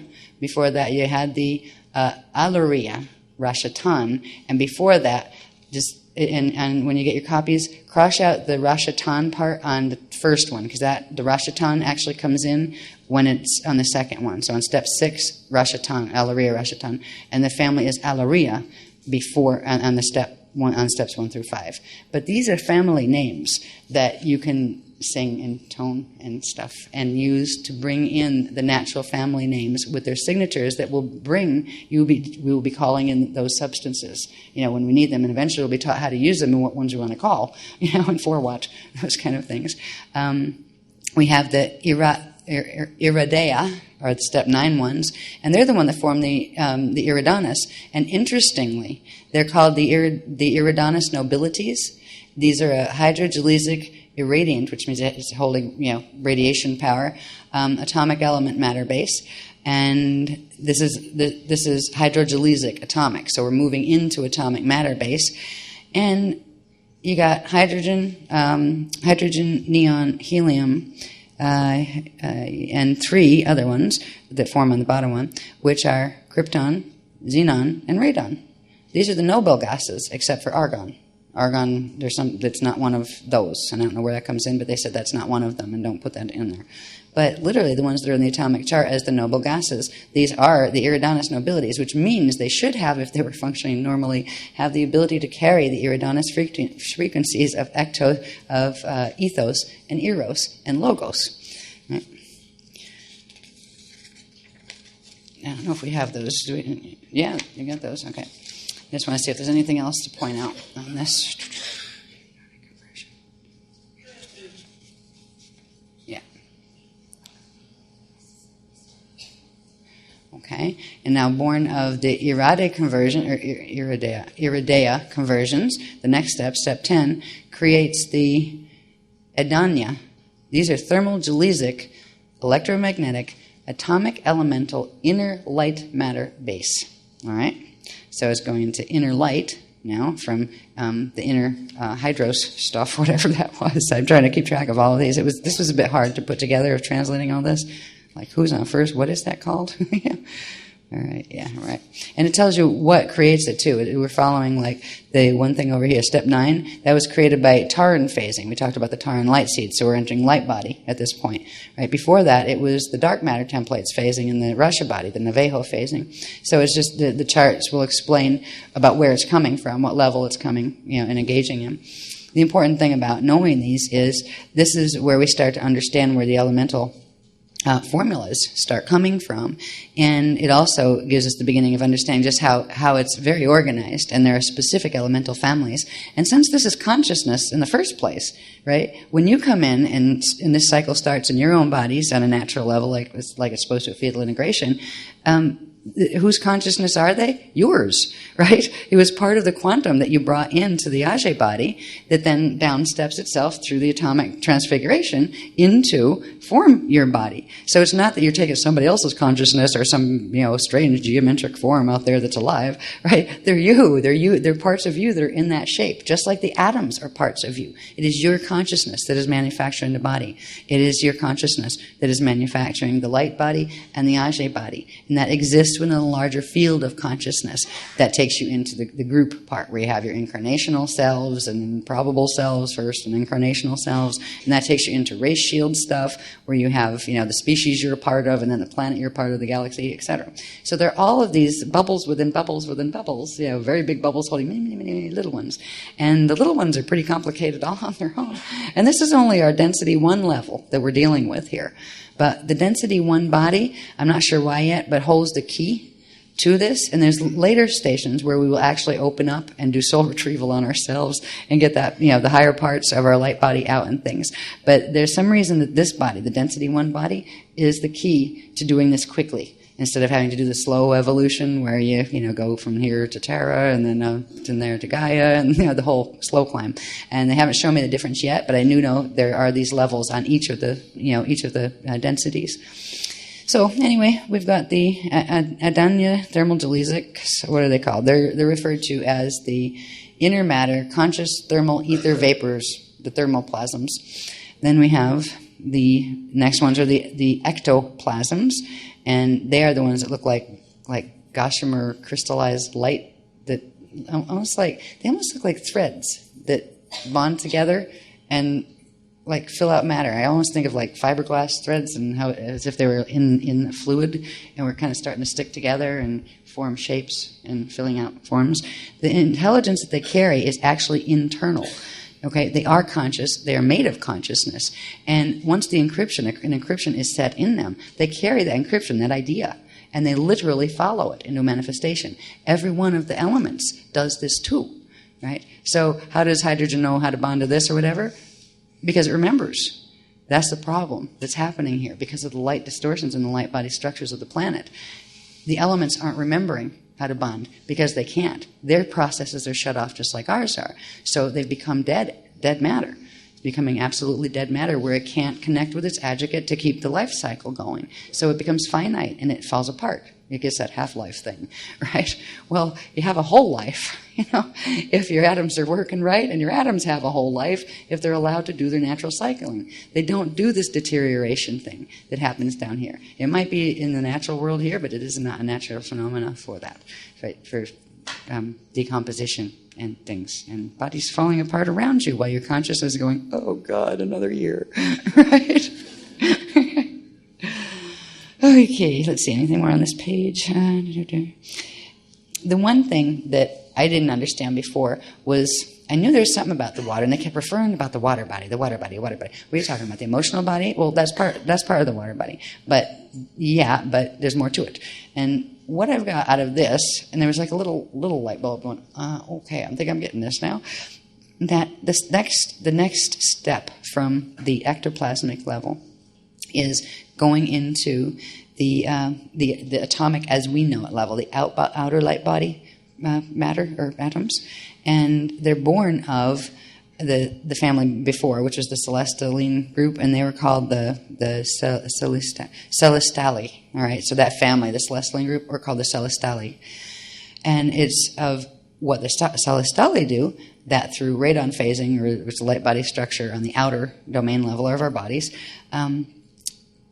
they create what is called the hydrali endogelysics. All right, this is another family of consciousness. All of our matter out here is made of the hydrali family, and they describe it as crystalline liquid light.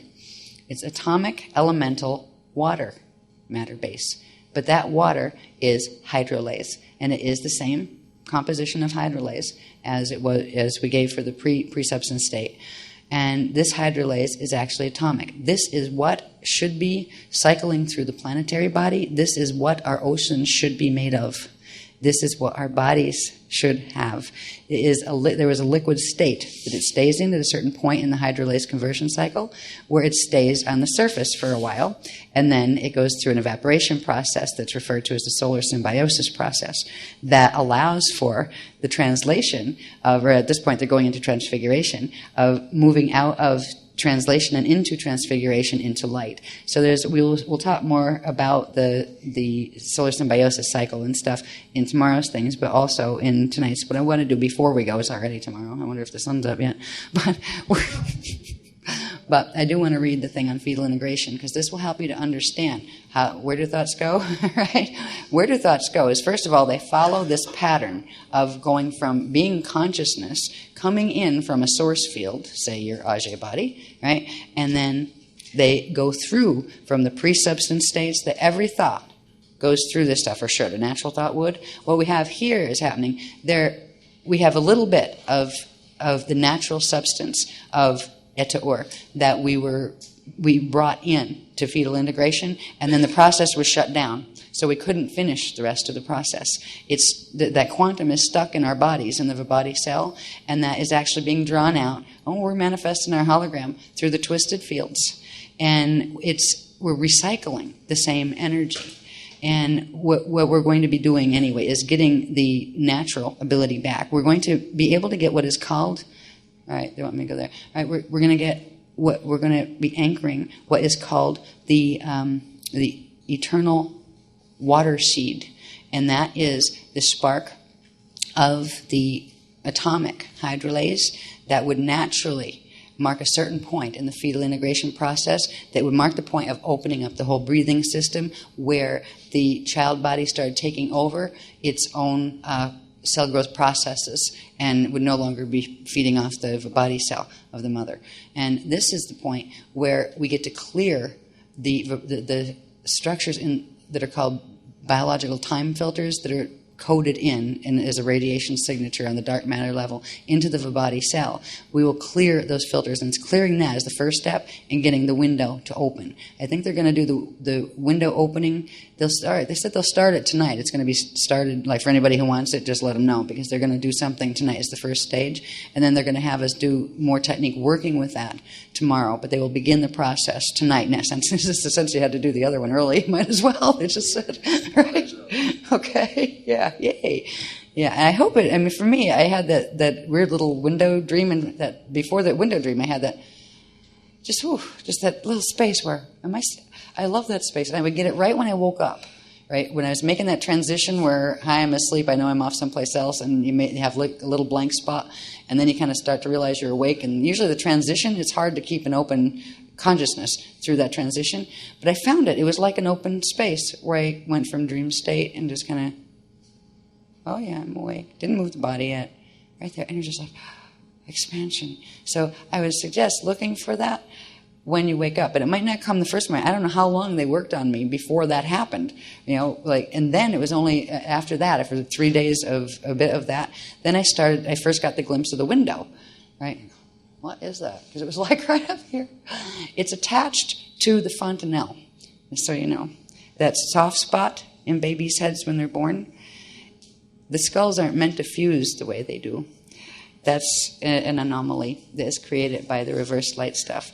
There's also the the water seed and the seed atom and the azarine, all of those things, they're supposed to connect to a duct, an actual duct that is an atomic duct, which it means it's in the, you wouldn't see it if you peeled apart your thymus, the base of the thymus, because it is in atomic energy, which is a little bit different angular rotation of particle spin from the telluric energy of D2. It's in D3 energy, but it is there. That is where the water seed attaches. But the water seed is actually, I don't know, I think it might be a molecule. I think it might be more than just an element, but it's at least that it's what do they call these? I didn't even really tell me the name.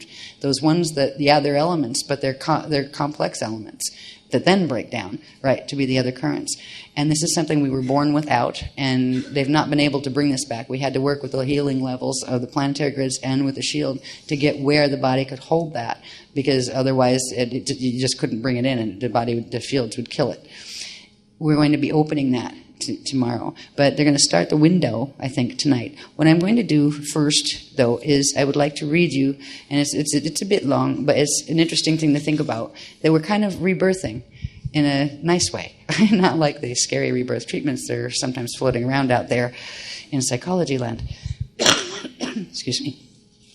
The rebirthing will bring back what I'm going to read is about the natural process of fetal integration. This is interrupted. They didn't show me where yet because I didn't have time to go back and say, okay, and where did they do what and what does it do to us? I know what it does to us. All right, we already know what it does. If I have time, I will get that in before this is published. I don't really want to let this loose because this is has shorthand all over it and like weird little letters that you're not going to know what they mean, right? Not a shorthand, typewriter shorthand, where I just whatever, and use abbreviations for all sorts. So I don't know if I can get that cleaned up fast enough, but I wouldn't mind releasing this either. I think, it would be nice for people to know. We'll try if I can get it cleaned up. I can't promise, though.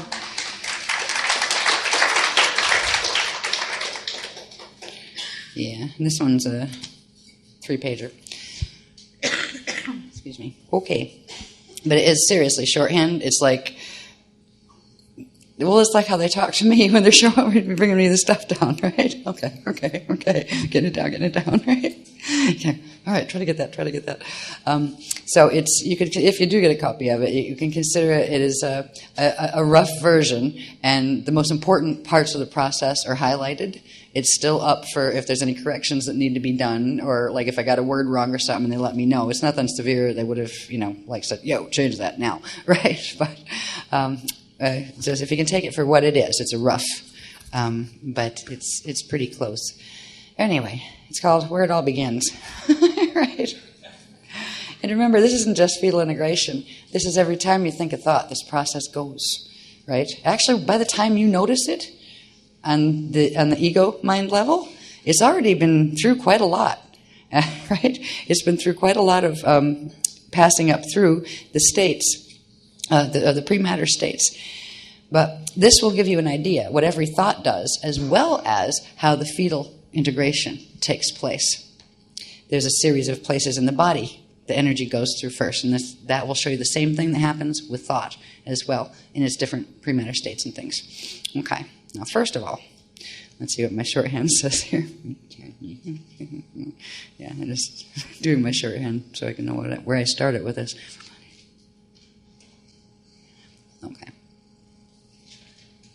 Okay. I'm not going to go into the seed cycle stuff. I've covered that in other workshops. So we get through, all right, we got the egg and sperm come together. It goes through all sorts of things. It goes through the seed cycle.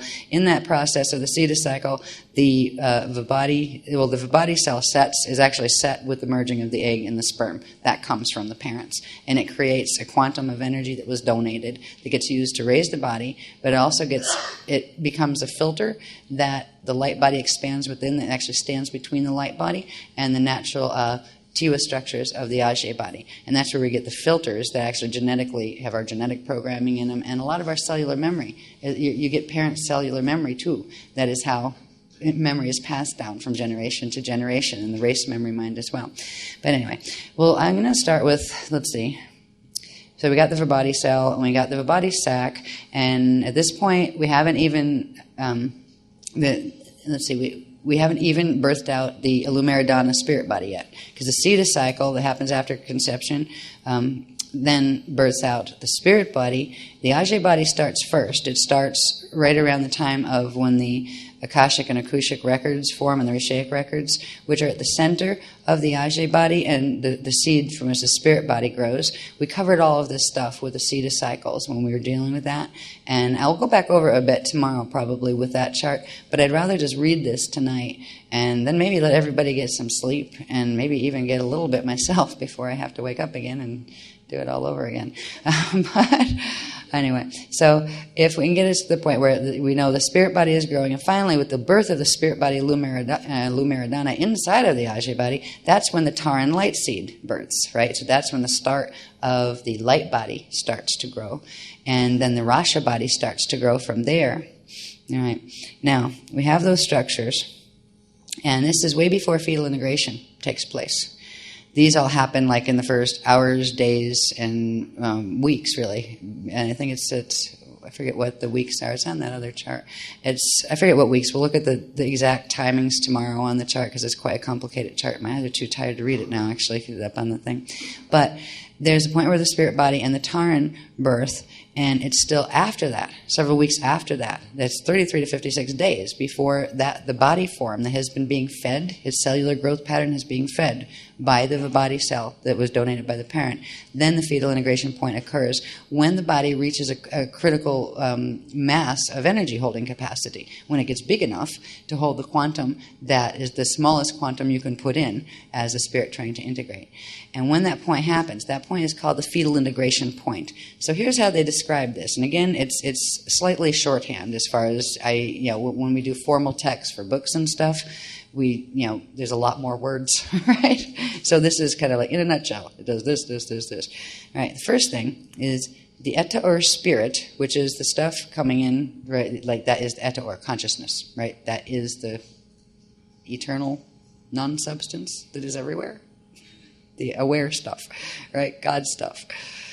All right. Eta or spirit from the source field enters eta or consciousness, quantum, into the Ajay hydroacoustic body, Rasha seed, setting the Mana seed Xian light quantum and the Ire Jari spirit quantum. So it comes into the Ajay body and into the Rasha seed that's at the center of the Ajay body and sets two bits of quantum. One of Mana, that is the Xian seed, and one of Ire, that is the Jari, the spirit quantum. That is the spirit quantum that gets bound to the molecular structure, the atomic structure, because it is part of what cycles through to become the matter itself. And that is the part that gets trapped in the body. If the Vibhati cell at death isn't released from the body, it gets stuck there. And that's where you get ghosts from and all of those things, where people get trapped in the atomic structure. That is the part of your consciousness that bonds into this particular energy called Ire, and it translates into currents that you'll see move through and become the part of the life force current, the consciousness stream, the Iron stream, that fuels this whole breathing of the entire body structure. So once it enters into the cell, it starts to become tethered to the matter. But that tethering especially occurs once the breathing starts, once the cycle starts, because then part of it has become atoms. Right, so it is literally a part of you held in an endogelesic form. It's this matter is the water matter, they call it. It's made of compared to some of the other state types of matter that they describe. This is endoplasm, and it's an endoplasmic form that is a water-based matter form. So it gets bound by water into atomic form, and that is why the waters on the planet have been used to mess with everything, because they are literally that is the first substance here. So anyway, as we're getting into the fetal body, we're getting ready for it. We do the Rasha seed thing. So consciousness enters its quantum into the Ajay hydroacoustic Rasha seed, and it sets the Mana seed, which is the Xian, and which is the light quantum, positive charge, right, light body stuff, and then the Ire, Jari, which is the spirit quantum from the spirit body. It pulls a piece of the spirit body quantum into the center of the Rasha seed. Next, number 2, when the Rishaic, Akashic, Akushic records form, and we've talked about those, they're formed at the center of the spirit body, right, during the Siddha cycle, the Kushas and the Akashas and those things.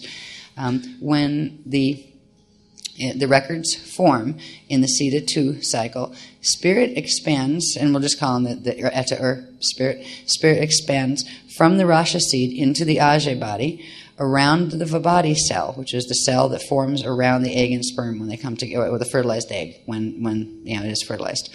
All right, so the spirit expands from the Rasha seed into the Ajay body, around the Vibhati cell, forming a local source spirit identity field.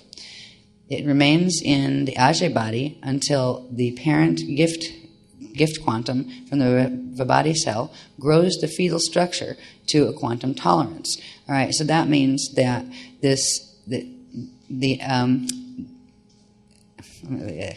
hard to paraphrase this without breaking it down. I didn't have time to break it down. So it's basically going from the Rasha seed, right, the consciousness moving from the Rasha seed into it expands from the Rasha seed into and around the Vibhati cell. And I have a feeling it goes into the records at that point too. Yeah, all right, because they paraphrase a lot of this, like there would have been probably a whole page for each number on this page. So it goes from the Rasha seed and then expands into the Hall of Record structures, or that we've talked about at the center of the spirit body, and it hangs out there until the fetal body grows big enough by using the energies from the Vibhati cell that the parents donated. Okay. Then, now the fetal integration point, it starts 33 to 56 days after fertilization. New spirit, which is, easy way to say, the Eta or consciousness that came into the Ajay body, right, as you. New spirit engages the fetal body, initiating the fetal integration point by sending an Eta or consciousness spark into the D1 etheric duct thymus at the thymus, where the Eta or translates to state 1 pre-substance plasma 1, which is feeling, equivalent, which gives us feeling, right? The body gets feeling. Let me see, wait a minute, let me find it. My eyes are really tired. Then this engages, once the duct 1 connection has been made, it engages the translation sequence through the body, right? Through the physical atomic body of the fetus.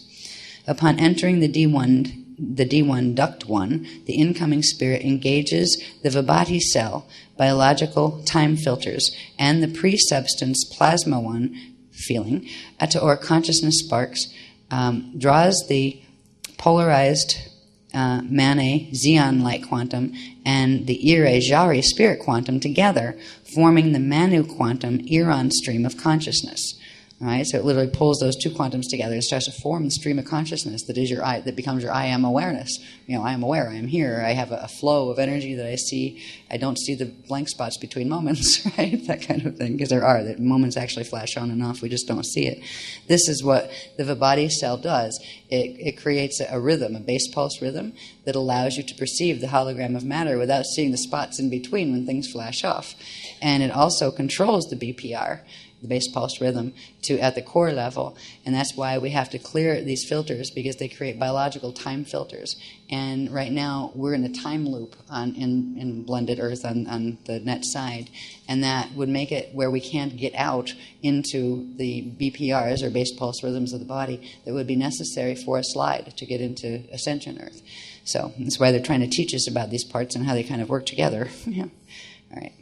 So the consciousness makes an Iran stream out of using a spark of Eta Or directly from the Ajay field, and blending the Xeon Mane quantum and the Jari Ire quantum in to form the Iran stream, making a Manu stream of consciousness. Right? The Iran stream draws the state 1. It's still at state 1 pre-substance, right? Draws a state 1 pre-substance plasma into the D2 telluric duct, duct 2 at the coccyx, at the end of the coccyx, translating it into endoplasm 2. So at the coccyx is where it goes from state 1 of pre-substance to state 2, endoplasm, right? Which is associated with the experiences or the awareness of emotion, which heats up and becomes notion right before it's ready to spark and become thought. All right? So next, the Iran stream draws the endoplasm to emotion, notion, into D3 atmic duct 3, the spleen. And this is where I always get nailed for some reason when they're trying to mess with me. That's obviously where there's something that is not right in the anatomy that causes those problems.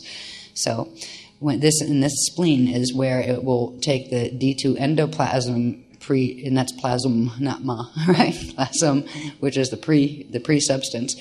It takes that, duct 3 takes that, and then the Iran, I'll just read it the way it said, but it starts there. The Iran stream draws the endoplasm up from the coccyx into the duct 3 spleen, where the Iran stream and the endoplasm 2 heat and spark, translating into state 3, thermoplasm 3, thought, which is eta or heat vapor. So that is where emotion and notion become thought, which is it's actually electrified heat vapor. Right? We talked about these a bit, just the simple states, and not where they were translating in the body in the May workshop. So this is that sequence, but expanded upon. Okay, excuse me. Next. So we've got it going. Now the consciousness is translating into thought through the spleen, into thought, turns into heat vapor. The thermoplasm 3, which is the third state, we just put the number like 3 after it to indicate what state of pre-substance it is. Right?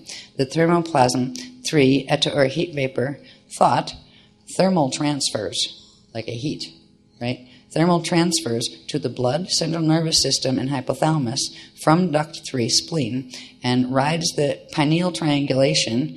And I can't even remember what it's called. We taught it a long time ago, but I'll have to look that up. I didn't have time to go digging for those right now. And then passes up to the density 1 catharic duct 4 at the fontanelle, at the top of the head. This is connected to what, when we open the window, that will open. And that is what was forced closed during the fetal integration process. So this process was mutated progressively, like right around in this point and forward. All right, so let's see. All right, so thermoplasm 3, eta or heat vapor, thought, thermal transfers to the blood, central nervous system, hypothalamus duct from the spleen, and passes into the catharic duct 4 at the fontanelle, where the thermoplasm 3 and Iran stream polarize and translate simultaneously into state 4 hydroplasm and state 5 ectoplasm. The state 4 hydroplasm and state 5 ectoplasm blend into a stream of hydrolase. Then this is the acoustic, that with an E, right? Because they're still in pre-substance state. Okay, blend into a stream of hydrolase, hydroacoustic, pre-substance compound, living pre-water substance. The hydrolase stream carrying the consciousness of the new spirit. Next, the hydrolase stream engages its first hydrolase conversion, moving inward, back down through the translation duct system to duct 1. Passing in reverse out of duct 1, the hydrolase stream opens the Rasha body and spirit body Alurian passage and passes back into the Ajay body Rasha seed, opening the hall of records while opening the door of Aluria Ashatan and the passage of the living connection, which is the passage of the living connection between the Ajay body, spirit body, and the fetal body. All right, so that is where the other bodies are starting to become opened into the fetal body. And this is the door that was never opened in our bodies, just like the window was never open in our heads, right? And this is the door, the window that becomes a sliding door. This is what the next levels of activations are about. So I'm not sure if we get door here too, or if we have to start with window and wait a while till it processes, and then by the next workshop we'll be able to. We'll know by tomorrow though. So that is the slide. That's what becomes the sliding door. Now, the hydrolase stream next passes into the Rasha body for translation into the 6 prematter metallic electroplasms. Then moves outward into the Vibhati cell, picking up the genetic Vibhati encryption, and this is where it picks up the filters, and opening the Taranic passage between the fetal body and core light body Taran. So this is where it starts opening the light body structure into the other. So the Illyrian passages opens up the connection into the 12 Illyrian chambers that run in the spirit body, and then they have to open the light body up next, right? So opening the Taran passage it's called the Taran passage between the fetal body and the core light body, Tarn, and as I'm just calling it at this point the H stream, because I was in a hurry. Right? So if you get this document, hydrolyzed stream became H stream. Later it turns into something else, which became the C stream, right? Right. So as the H stream engages translation into the 6 liquid light hydroplasms of the core light body. So it's progressively going through this, the stage. It was listed out what the stages were, as it goes from thought all the way through. This is happening right in the body, all right? And then it goes through the body, and then emerges out from the body and moves into the larger body structures. All right. Now next, as the H stream expands outward through the Vibhati cell, that was the donated cell by the parent, it's the light body, the Vibhati cell progressively expands a portion of its energy outward, forming the parentally encrypted and filtered Vibhati sac. So as the consciousness is coming out and expanding through the cell, it's starting to expand a layer of that cell out, and that becomes like a filter on your bag of waters, because your Ajay body is kind of like your big bag of water. And this is where you get your entire field gets encrypted with whatever was in that egg and sperm. That can be really scary. Yeah. Oh, God. Yeah.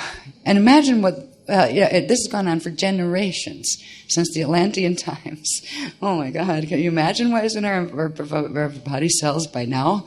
As for all the crazy stuff that is happening on this planet, because it's still generation after generation is bringing it forward from the past, right? And amplifying it every time, whatever it is.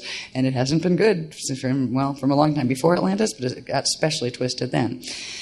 All right, so this is where this is where the Vibhati cell begins to expand a layer. It's just to expand itself out. It's actually expanding a layer of itself. We were doing shorthand again, right? Outward, forming the parentally encrypted filter, Vibhati sac, within which the new spirit's radial body, light body, will progressively grow. So it's within the Vibhati sac that the radial body that we talked about in Kathara and that kind of stuff grows, and it's in that the crystal body and all that grows. Next, the H stream translation progresses through the thermoplasms and plasmas. All right, through the thermoplasmas and ectoplasmas of the inner and middle light body.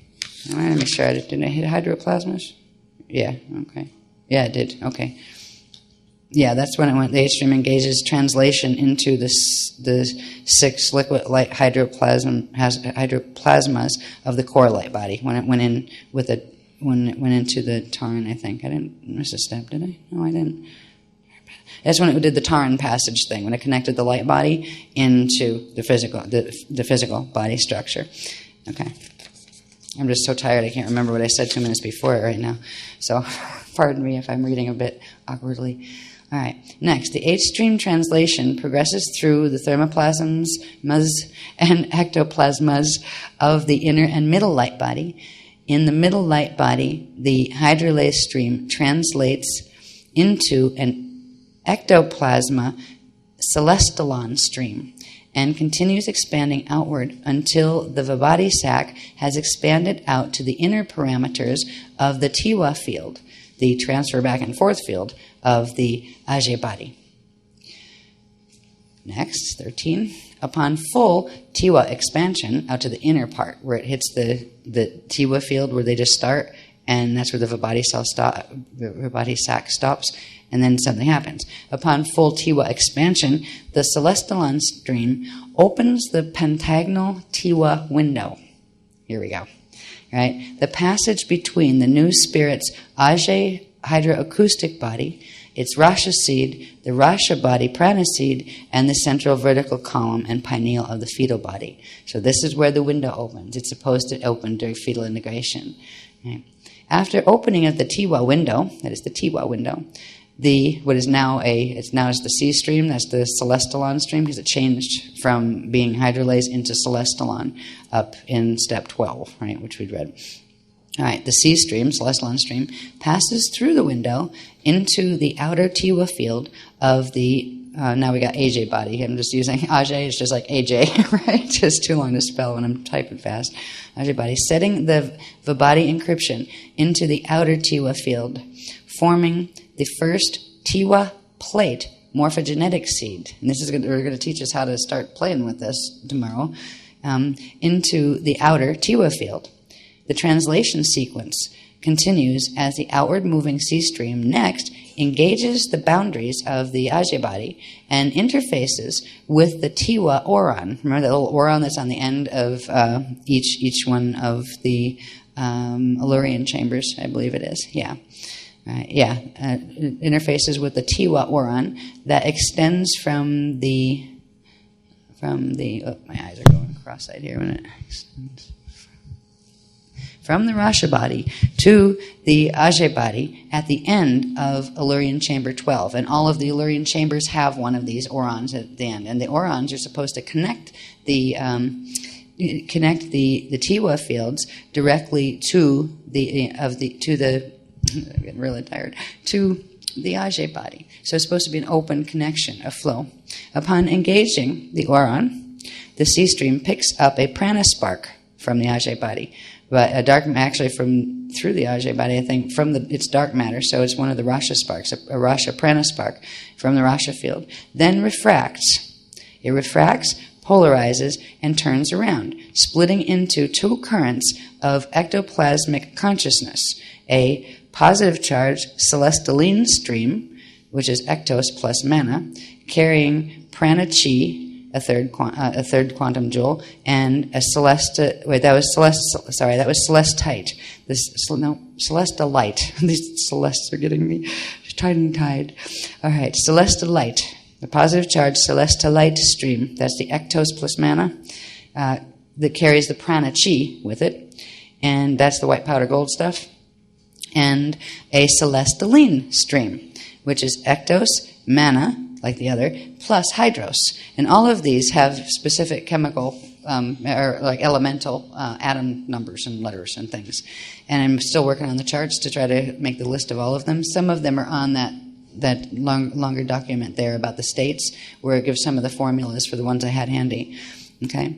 So, the celestaline, which would be the female stream, it's the negative charge one, carries the prana ki, which has 2/3 of a joule. If you put prana chi and ki together, you get a full prana, which has the power of 1 joule power.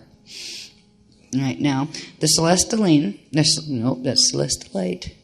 The celestolite with prana chi stream and the celestaline with prana ki stream travel downward through the 2 light body fire chambers on either side of the Illyrian chamber 12. So that's where we saw when we had the diagrams up, where the energy would come up the Illyrian chamber, right? And then it would split, and part of it would go down one fire chamber on this side of it, and part down the other on this side of it.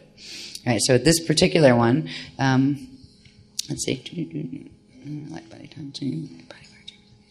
Okay, goes down the light body fire chambers on either side of the Illyrian chamber 12, which are fire chambers 1 and fire chambers 12. So they're the ones that line up with the D3 level of the fire, because it enters, it's coming in toward from the Ajay level or the Tiwa level, coming back down the lines, right? The energy's coming down the line, so it would hit D3 first. So it comes. This is why it's so as above, so below, right? Because it takes the pattern out, breathes it out, puts it out here, and then takes the pattern down. And it's the Tiwa fields that control what manifests below them. So that's the above, so below thing. Let's see. All right, it takes me a while to get my space. I'm seeing very, very double. Okay, there we go. Okay, so So it's coming down the fire chambers and returning into the light body core Tarn seed. So it's coming back down the fire chambers it went out to the Illyrian chambers, coming back down the fire chambers, then passing out into the Ajay body, Rasha seed again, where these currents, the celestial light and the celestiline, again combined and deliver the two prana currents to the oh, I love my shorthand, AER halls, right? That means the Akashic, Akushik, and Rishaic halls of records in the spirit body, right? And I honestly don't think I'm going to have time to clean this up, so if you can deal with the shorthand and have a clue of what I'm saying, I won't mind letting you have a copy of this, but there's going to be too much more that has to be done. It'll take me an hour or so to clean this up properly, because they always add more. Every time I go back to clean up something, they add more detail. Within the Rasha seed, all right, so we're back in the Rasha seed now, so it came... The two currents, the celestial light and the celestiline, come back down the fire chambers and go into the Taran light seed, and then pass into the Rasha seed and deliver the two half pranas that they carried, which create one prana, into the spirit body hall of records. And this is where you get the hall of records coming online with the physical body, right? With the spirit body hall of records. Within the Rasha seed, the recombined celestalon, because when the celestiline and the celestolite combined, they form that first compound element that was celestalon, right? Right. The recombined celestalon stream picks up the original stored, that little energy before that they left behind, called the Zion, the mana seed, and the Jari, which is the Ire energy that becomes the spirit embodied, tethered to the matter.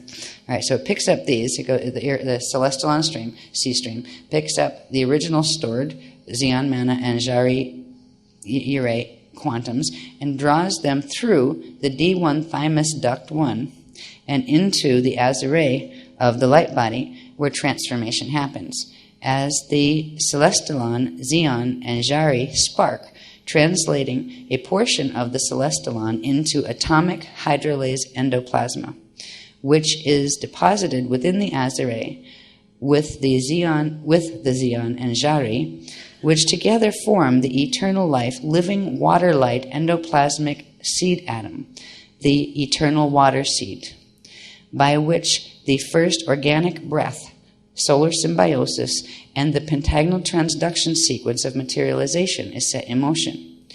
And they have in parens, in eternal life biology, the eternal water seed connects to the physical body through the D1 thymus duct 1.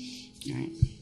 Now, they made a little note here in between numbers, and they said, by the way, right, the solar symbiosis process, which takes place through the perpetual dynamics of hydrolase conversion and celestalon breathing, is the process by which the light body, Rasha body, spirit body, and Ajay body structures perpetually self-produces living conscious light radiation for the eternal life cellular growth and fuel. The pentagonal transduction sequence of materialization is the process by which this eternal living radiation light steps down via the pentagonal elemental code to produce a perpetual supply of the 144 elements of outer water matter, of which physicality is made. It is also the perpetual process by which thoughts translate and transduce into manifest and materialized hologram of matter. So they translate and become manifest, and then they will transduce and become materialized, right, as literal matter. Healthy planets and stars engage the same process. Now, back to number 18. Okay, where did we leave off? We were somewhere... the eternal water seed. Just got that made. We're almost done with fetal integration. Right? Once the eternal water seed is set and the first breath is taken, the first breath where the celestalon stream blends with the Zion and the Jari streams, becoming the eternal life Iran stream. So the breathing starts at this, and like the body is breathing already, the baby body, being fueled by the processes of the parent, the parent's body donation, right? So, but at this point, it's where breathing, the processes of the body that involve breathing get taken over by the new incoming spirit in the fetal integration process. So they said once the water seed is set, and let me read the first breath part again, somewhere up here. They said that. Just want to retouch on it. Okay, yeah. By which the original first breath again, yeah, refers to the beginning of the solar symbiosis cycle, which is that breathing cycle where the energy, is in here, goes out there, comes back in, and it's actually syncopated. They have some of the other stuff that I don't know if it's going to go in this workshop that they were giving me like a week and a half ago, where when one set goes out, the other's coming in. So there's a set that goes out the light body fire chambers, and there's a set that goes out and in the Illyrian chambers as well. So you've got in-outs on both set of chambers, and they interact in all sorts of different ways. But we've got the basic flows down enough to understand the process we're involved in. So once the water seed is set and the first breath is taken, it was starting solar symbiosis, the celestialine stream blends with the Xeon and the Jari streams, becoming the eternal life Iran stream of consciousness. So that is that continual stream of consciousness that gives you a hologram where you can see, because of the syncopation between the energy flows through the bodies, you don't see the blank spots between moments, because one track of consciousness is going out while another one's coming back. So there's a BPR, a base pulse rhythm, that controls that, and that's where you actually pick up from the Vibhati seed, and that's the one we've got to clear, because all we're ever going to see is this hologram if we don't clear those filters. But it's an amazing syncopation, how literally your consciousness goes out, turns itself into matter, comes back, you see the matter up. By then the other pulse is halfway out already, so it continues to circulate, and we started to talk about that process in, I think it was Kathara 2, or maybe the end of 1, we started to explain about the plates and about memory and those kind of things. Somewhere I have those diagrams, but I couldn't find them for this. Let's see. Okay. Now, all right. So this is where the Iran stream forms. Right? And the Iran stream is formed by, right, the eternal water seed that's holding the celestalon stream, bonds in with the mana stream, mana, not big A, but little a, the mana stream of the Xeon and the Jari streams.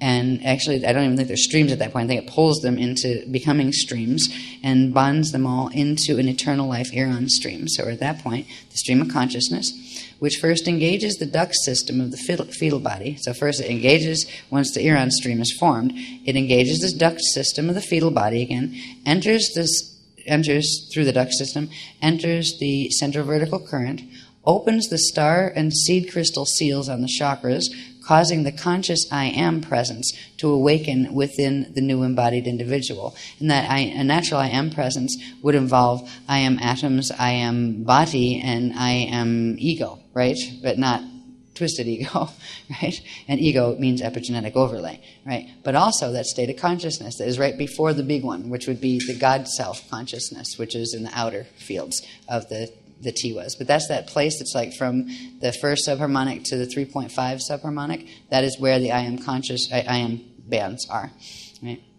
So causing the I am, the conscious I am presence to awaken within the new embodied individual. At this point, the fetal body must birth into independence, as its energy quantum will become too large for the body of the mother to hold, and it could kill the mother if it stayed in too long. Physical birth is initiated by the birth of the light body dyad. All right, now if we go back to when we learned about the Taran, the dyad, the myad, the monad, etc., in the inner light body, they start growing. Those things now start growing. You have the radial body structure of the light body that is already set within the Vibhati cell, but this is where the core parts of that we've learned for ages about the Taran, the myad, dyad, monad, and all other however many pieces of that are, to the point where it fills out and grows the entire unici seed atom and that kind of thing. And then it starts, this is as the body grows. It's not going to happen when you're doing fetal integration. It's actually quite a slow process, this whole integration of self part. Okay, at this point, so at birth, the body is when the body, oh, tweet, I'm too tired. When the body gets births, it is when the dyad of the light body births. That means the Taran has phased enough to self-generate enough current where it births out the dyad next. And that is the point where there's too much energy and it would kill the mother's body if she stayed, if it stayed in the body. So physical birth is initiated at the birth of the light body dyad when the Eron stream becomes engaged in the continual translation sequence of hydrolase conversion, solar symbiosis. So this whole sequence starts to repeat itself over and over. Every thought is a birth, right? Where it begins the breathing process, the natural breathing process of the physical and light body structures that are supposed to be synchronized.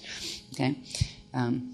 So it continues the translation sequence of hydrolase conversion, and solar symbiosis, opening all 12 hydroacoustic Illyrian chambers and light body fire chambers into the fetal body, animating the physical and light body crystal body structures while setting in motion the perpetual pentagonal transduction sequence in which the new identity will progressively project its identity and ideas into the atomic matter hologram, which takes place within the personal and planetary Ajna bodies and is in its inherent structures. So this is at the point. Once the dyad births, the body has to birth, physical body has to birth, and that's when the natural self-breathing cycle is supposed to initiate.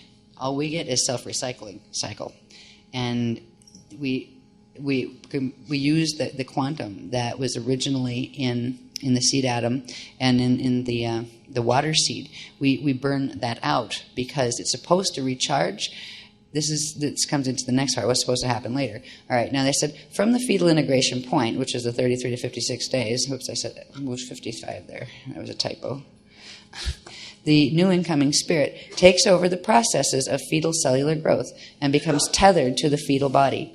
At the birth point, the solar symbiosis cycle moves into full swing, progressively breathing its original mana Zeon birth quantum and Ire Jari and light body dyad quantum into atomic translation and transduction. So that's when it starts to make atoms.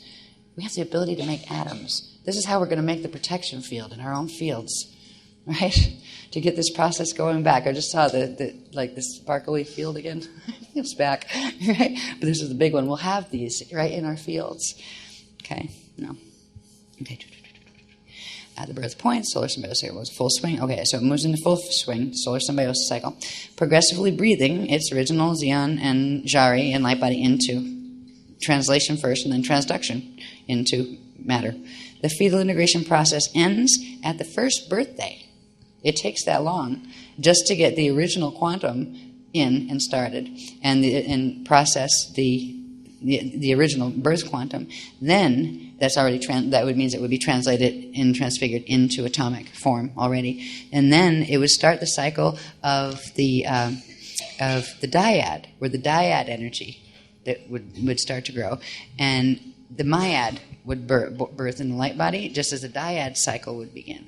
So eventually the light body grows itself over the years, and this is the process of growth and development. The body gets bigger as it's being fueled from the growth of the light body, and then the light body sends in the frequencies of the one it just grew before. So if you have the tarn will empty its content with a base of the birth quantum during the fetal integration process, and the dyad births out, and because the tarn has phased enough and create enough energy quantum to generate the next level, and then after fetal integration is done, then you start dyad integration, right? And then you do myad integration, and then monad integration, et cetera, et cetera. And this is how you bring in the structures, because each one of those, the myad, dyad, monad, all those, they're all connected with one of the four levels of the identity we've talked about, which are the incarnate level, then the density 2 soul, the density 3 oversoul, the density 4 avatar, and the density 5 rishi. So it's a progressive process, and when you get to the end of that process, you're supposed to go into cellular transfiguration,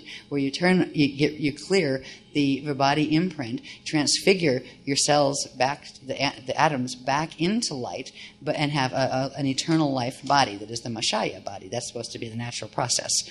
All right. So from the fetal integration point, the new incoming spirit takes over. Yeah. Okay, I got that. Birth point. I see where I am.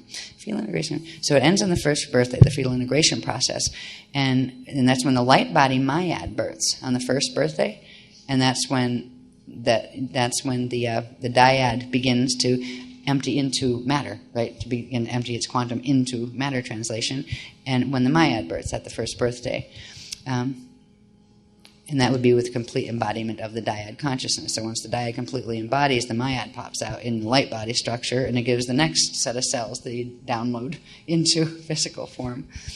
All right. Childhood progresses to adulthood as each density level of the light body grows and steps down into embodiment through solar symbiosis until causing progressive growth and maturation of the physical body and conscious identity. You'll do this until the identity grows to the adulthood age of 33.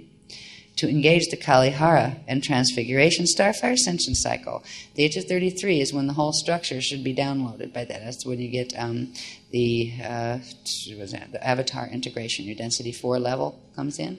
And that's when you would naturally go through a natural Kalihara cycle, and that would take you into the 4 stages of Starfire, and that would take you into the Mashaya fold, and life was supposed to be eternal. Yeah, we started out a bit behind the 8 ball here. Don't have our door open or our window. And that could be a real problem if you want to breathe. We're actually suffocating to death. Yeah, energetically suffocating. But that's going to change because we are going to bring the technologies in, piece by piece. But we will get the window open. They will start that tonight because you've already got the code and the tones. You can play with the tones a bit if you wrote them down. And I couldn't even remember them. I was so tired, so I'm going to have to listen to them to use them again. You can tell them to me tomorrow, okay? Yeah, because I just been up for way too long and on constant wave. But I wanted to get through this much, at least today. We'll keep going, and we'll cover as much as we can that's on the itinerary, and we will do the work tomorrow, and we'll try to get that in a space where it's a bit earlier so people aren't so tired. All right, because when we'll do both the psychic techniques that were named in the description, and they will show us what the first aquatone healing application is. I think it has something to do with grabbing stuff from a fetal like they had me do with the water, and we will learn about the water and what to do with it and how we can heal and begin this process in the water to put it back in, and then drink the water and have that bring it in faster into our bodies. And they're going to teach us a lot about the water. Our bodies are made of water matter. That is something I didn't know. It's endoplasm and endoplasma. And it is because of that water, this water is supposed to be hydrolase here. Surface waters are supposed to be hydrolase. Sweat would be hydrolase, right? And it would build up for a bit, and then it would be cycle time. Planet times are much longer between, we breathe. Planets breathe over long periods of time. So you would have bodies of water sitting and collecting, but good water, healthy water, that would be collecting and allowing for the planet to do the solar symbiosis. And it would keep making more water. It actually births water. The planet births water, and we birth water in our own bodies. So we're going to learn how to take dead water and begin to put a charge in it, a good charge, that will help our bodies to integrate this faster. So tomorrow, when we come for I'm not sure what time we're going to do the hands-on stuff, but there is going to be a point when we start doing the techniques that, we have to bring into small groups. If you could bring a bottle or two of water with you so you can play with it, all right? Because you're going to teach you how to, it's more than just charging water. There's a lot of people pushing thought affirmations at water. They mean well, but first of all, it's not being recognized that it's fully conscious. You're saying, would you please let me put this thought in there? And even if some of them might be, if they don't have the window open, they're talking to dead water. If they can't heal the water first, it's going to take part of the program, and it will just be a mild surface level imprint, and you'll take it in the body, and because the water, the way it is now, is keyed to the reversals in the body. It is dead water. It is keyed to the Metatronic sets in the body. Right now, water is helping to kill us. Yeah. But we can start healing. Yes, it's a good cancer agent, even the purest of it, because it isn't pure. That's the problem. H2O is poisonous to a natural angelic human body. Yeah, it's horrible what's been done here. If I weren't so tired, I would get feisty. I'm just too tired to be feisty anymore. My body's eating itself alive from the inside out, and I really like that feeling, and I've got to clear that because it's meant, especially with the Omega Code, it's meant to make all of that happen faster. So it's really going to cause problems, and the more sensitive a person is to Christian energies, the more they're going to get nailed with that kind of thing because we're the first to pick up any of the frequencies that are coming in, be they good or bad or in between. So we're going to learn how to work with water. It'll first be simple, of learning how to properly communicate with water. And first we've got to communicate with ourselves, with getting the window open, and they're going to show us what technique to use. I mean, they just showed me how to do a quick one, but I had no idea what I did. They just said, grab some of this stuff there. What is it? I don't know. Just grab some of it and hold it and literally put the bottle on my hand and just blow it up in. I don't know what it was that I grabbed, but they said, not enough. Do another one. I said, what am I grabbing?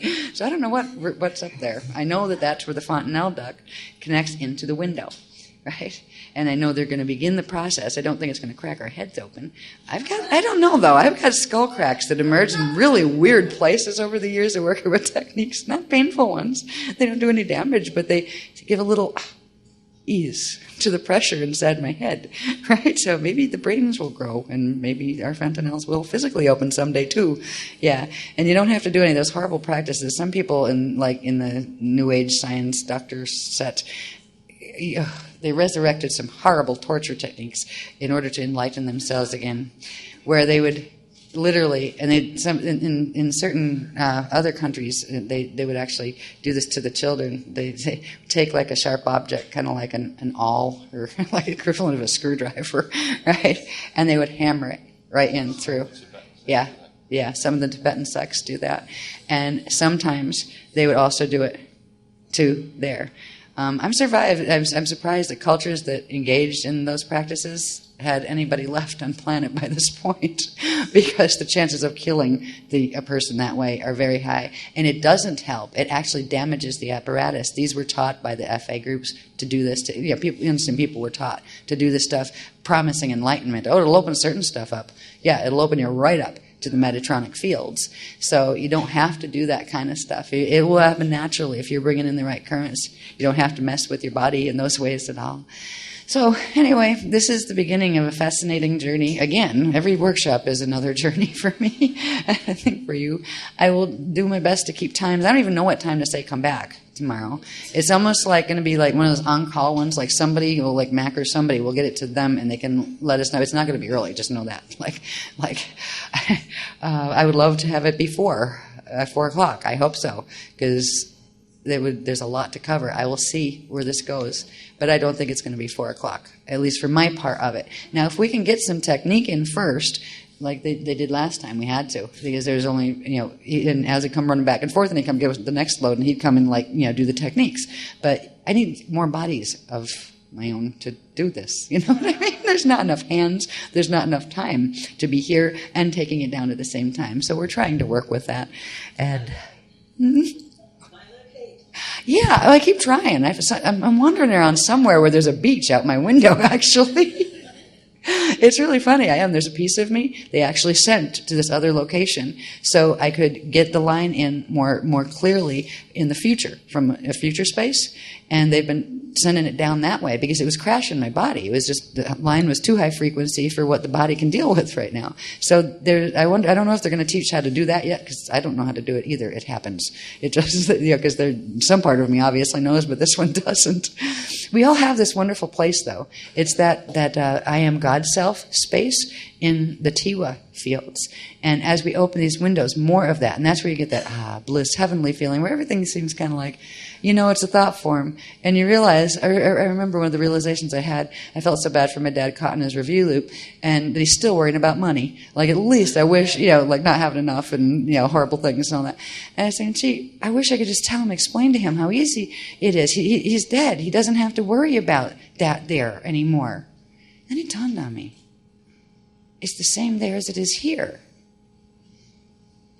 It's just as hard or just as easy, depending on what you know. So we're going to learn how to do a lot of things that you might only otherwise experience once you did escape peacefully from a body. I don't know how to go there with that yet, but all of this will lead to those kind of things. Because this is, in one way, a half-dead reviewscape. We're like a guardian team that came in alive in order to try to get people out of a partial reviewscape. And they were the souls of Terra. That was what the Amente mission was about, was to get them out of review. We are the way showers, God help us, right, at this point. So anyway, we mutated in to a partly blended, it's partly blended and partly alive, partly blended, dead and partly alive. And we have to turn the alive part back around so we can get back out and get whoever out with us that wants to go back to the Ascension Earth pattern. Anyway, I hope this was enough hours for tonight. I hope you've enjoyed the material.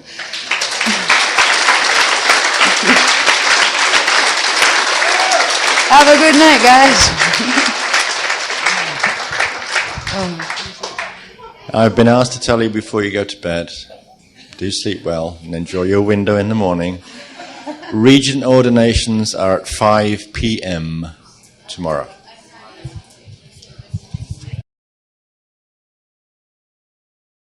Right. Before that, they had me working on 7 or 8, actually about a dozen different graphs simultaneously. So I've got pieces of at least 5 new ones that fill out what we needed to talk about. And I've been up, I went to bed last night, whenever it was, at 7 this morning, right? Because it takes a while to shut the line down so I can sleep. I slept until about 8:45 and then got back up and have been working ever since. So it's been a bit of a long weekend for you two. And I want to thank you for being patient and still being here. And I think you'll find it's worth it this time. If for nothing else, what'll at least be worth it, I think it's the first workshop in 2 years at least that we actually have a chart pack. There's something you can take home with you, right? And it's not in the chart pack yet because it's being printed, it's being run off now, but you will also get a copy of the 22-step technique that is the window technique, but also the manifestation technique that you can use any time after the window is open. So that is what was they wanted it, they gave it to me on the computer instead of in longhand like they often do. So we have some interesting things to talk about, but more interesting things to do.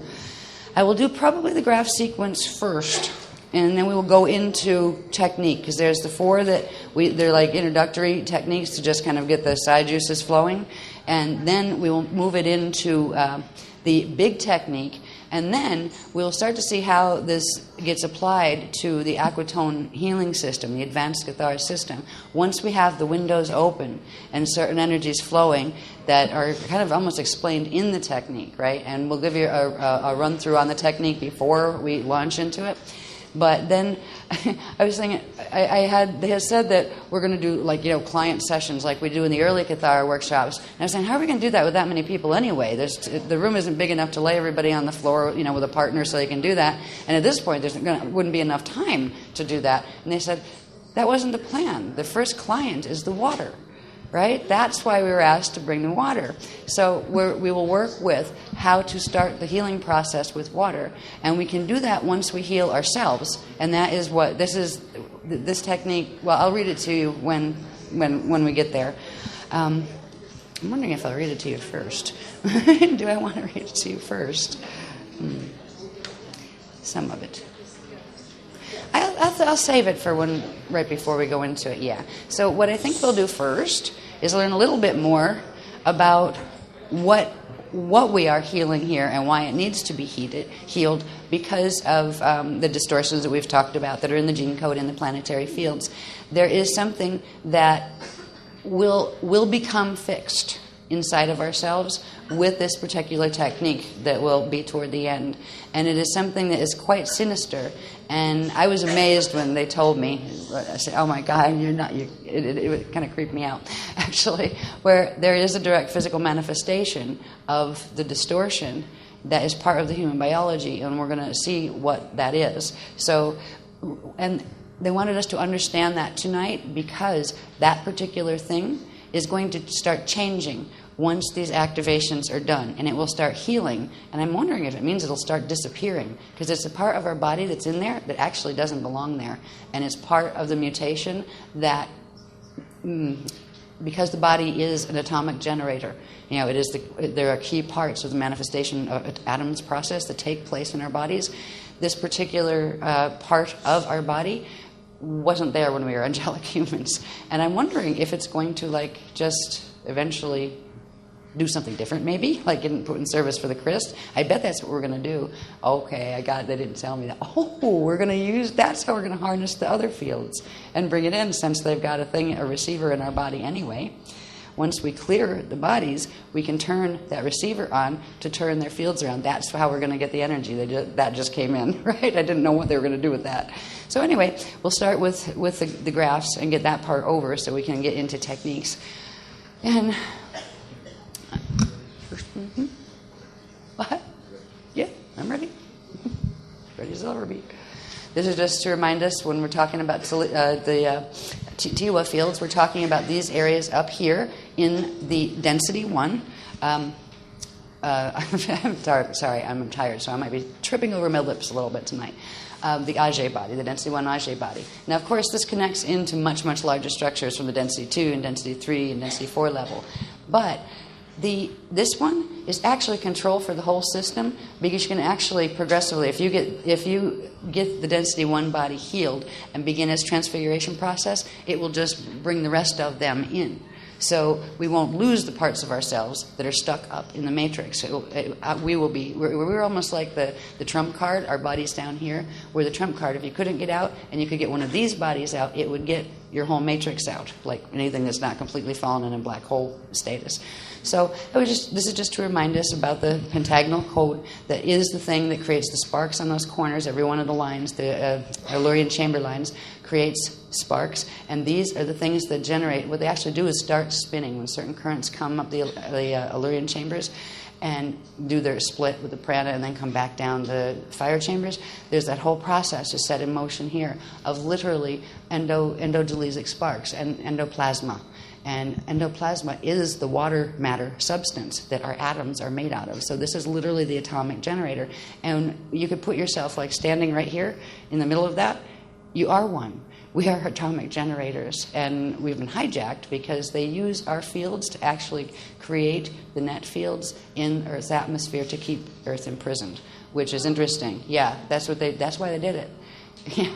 And I didn't even know that. It dawned on me at 7 this morning. I said, wait a minute. We're generators, right? We're atomic generators. Oh, my God. They twisted our biologies in mass by the millions, not just ours, but angelic humans and indigos and stuff were the most powerful generators on the planet because they had all the gate codes. So they actually used our bodies to generate these systems. They put up artificial nets for a time, but it was because they got our bodies going online with it that we would just be self-imprisoning and we would keep the planet imprisoned. There's more to that story, I think, that has to do with the water, and I think they used our bodies to create an atomic net that killed the water, the surface water that H2O is right now. It is incomplete. It can't breathe. It is dead water to begin with, and it is also poison to the human body, which it's like, but we're built out of it. We have so much water, we're made of water. This type of water is poison to us. It is actually killing us, and it's something we have to have or we die anyway. So it's a vicious circle. What we're going to be learning tonight, what will be turned on by the time you leave this morning, will be you will have an ability that you didn't have before. You will have a thing in your field, an open window in your field to some very, very special things, and you will have the water seed. And that is something that nobody on the planet has been born with for ages and ages because of the fetal integration problem. And there's a part in the fetal integration problem where the nets come down genetically and it locks you in, and you can't get the rest of you in, so you can never go into hydrolyzed conversion. You never open the fontanelle. And we are going to open our fontanelles tonight, and we're going to open them to the window. Yes. And we're going to do something really cool after we get all that done. We're going to do something really cool. One other thing that's really nice, in this technique, it also explains to you what the manifestation process is, or not manifestation, but materialization process is, without me having to have gone through 5 million different graphs of tracing that flow and that spin and this part and that part. It laid it out very clearly, because usually I have to get it down really technical, and then I'll pull it apart and make it easy for even me to understand, because it'll come through like, and I'll read it and go, oh my God, what? Right? I have to read it again. And I pull things apart on the computer and that kind of thing. They actually showed us the last bit of those teachings, and a little bit on the graphs, but mostly in the technique, the last technique, where it shows what is happening, how it works. And what's nice is the technique you can use and take home any time after this. It's also the preparation technique that you would use for any client sessions using the aquatone system. But it is also something you can use to manifest or to materialize anything whenever you want to. You can literally materialize in co-creation. And this is very different than trying to make something happen or putting a thought out in some funny way and trying to make it happen. This is actually giving birth. The process of particuli mechanics that we've been studying for ages, and the process of the cetus cycle, when two particuli come together like an egg and a sperm, they start their thing, and it starts the cetus cycle, and the spirit body builds first, and then the light body. We are being taught how to manifest that way, and to manifest into the light forms that way with spirit body, where actually the things that we create will be first. They will be seated just like a baby is. Well, they won't have the vibody issue. They'll have your own vibody on them, right? Because you created them. But it's not just trying to make stuff happen. It's literally set in motion. You're going to birth things into your hologram, just like Source does. And that I had no idea that was coming. So that's the part that I'm excited about. So I just wanted us to skip through these really quick. There's going to be things, if we can remember when we do the techniques, where if we're standing here, there's a proportional diagram coming later. We'll give you an idea about how far out in your own fields. But if we can remember that we have these I am bands, and this one, the big one up here, is the I am God Self band. That's where the sparks happen that actually bring us that flow of awareness, that continual stream of consciousness into your attention when you're in body.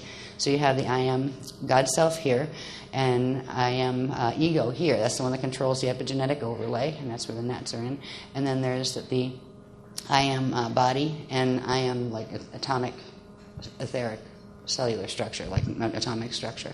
This is probably, actually, I am elements. I was always wondering what to call that. They just kind of said, I am element, right? This is where we would do, I believe, elemental command from, where we would get in touch with that level of our consciousness. When we get through with this technique tonight or this morning, right now you're going to see in a little bit the mess that these fields are in because of the mutations in the DNA and on the planet. And when we leave, that will be changed.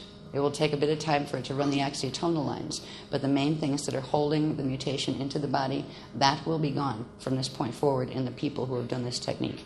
And you will be able to spread that if you want to. If you do healing sessions, even if you do just radiant sessions, you can do those at the grocery store. Yep. And anybody that has any receivers for Christic frequency will be able to pick up hosts that way.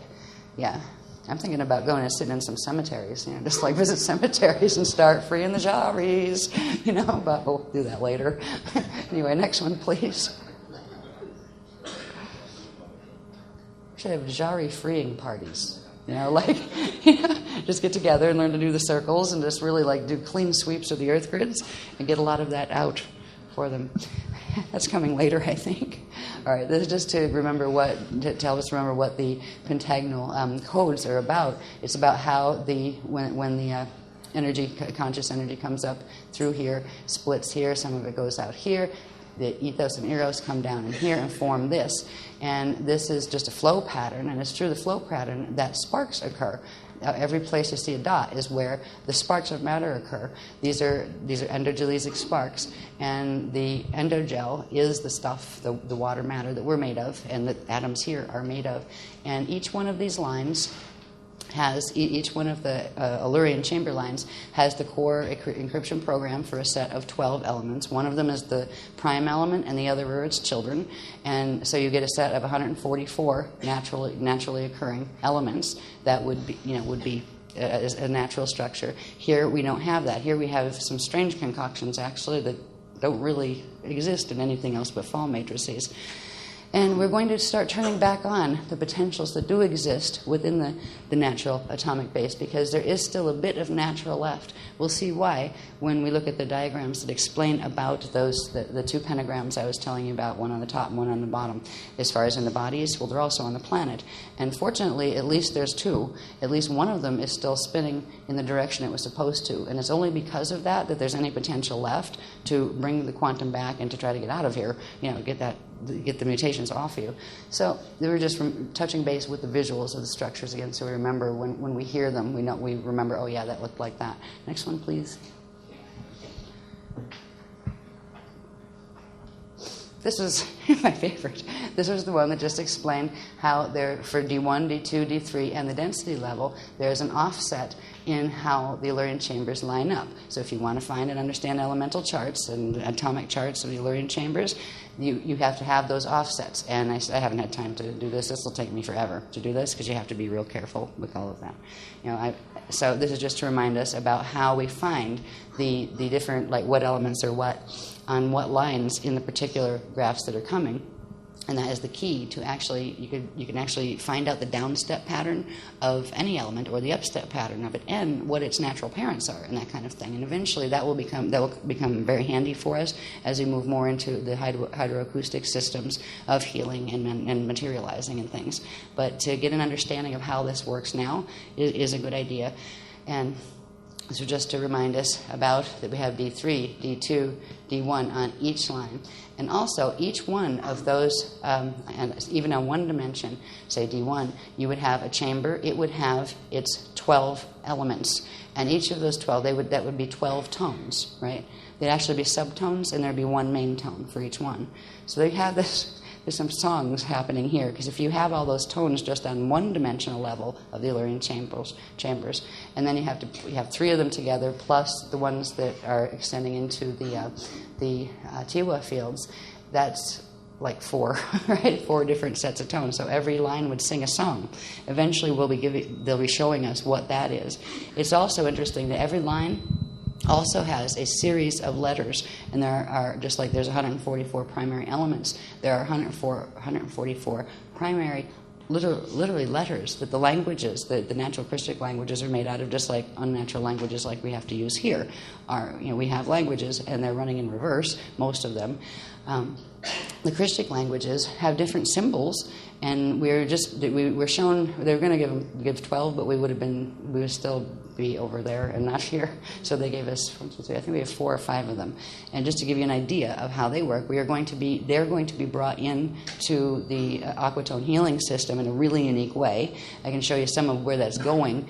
It's not going there yet because it would have taken me until next week to finish that diagram and we wouldn't have had time to use it. They said it wasn't meant for here anyway. It was meant for the body workshop, the one that deals with the physical body. So this is where it all comes from. Is this messy little diagram is an amazing little chart, because it is the first key to understanding how you decode the elemental code.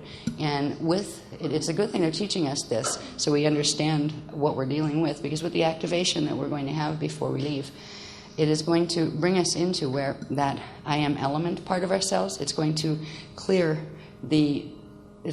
mainly the I am God space to bring it into the mental body, but it will also trigger partial clearing already in the I am element space. And at that point, you will start to begin to actually feel and interact with elements in a different way as consciousness, where you'll begin to feel them and they will feel you, and you can have conscious communication and create things together. And that's where this is going. I mean, the people that live in the Christic worlds, they can manifest at will, and they don't have to go through 22 steps, right? Because the more you do it, the more it works. And by the next workshop, they'll probably show us something else to do. We can open something else up, and I have a feeling that's the door.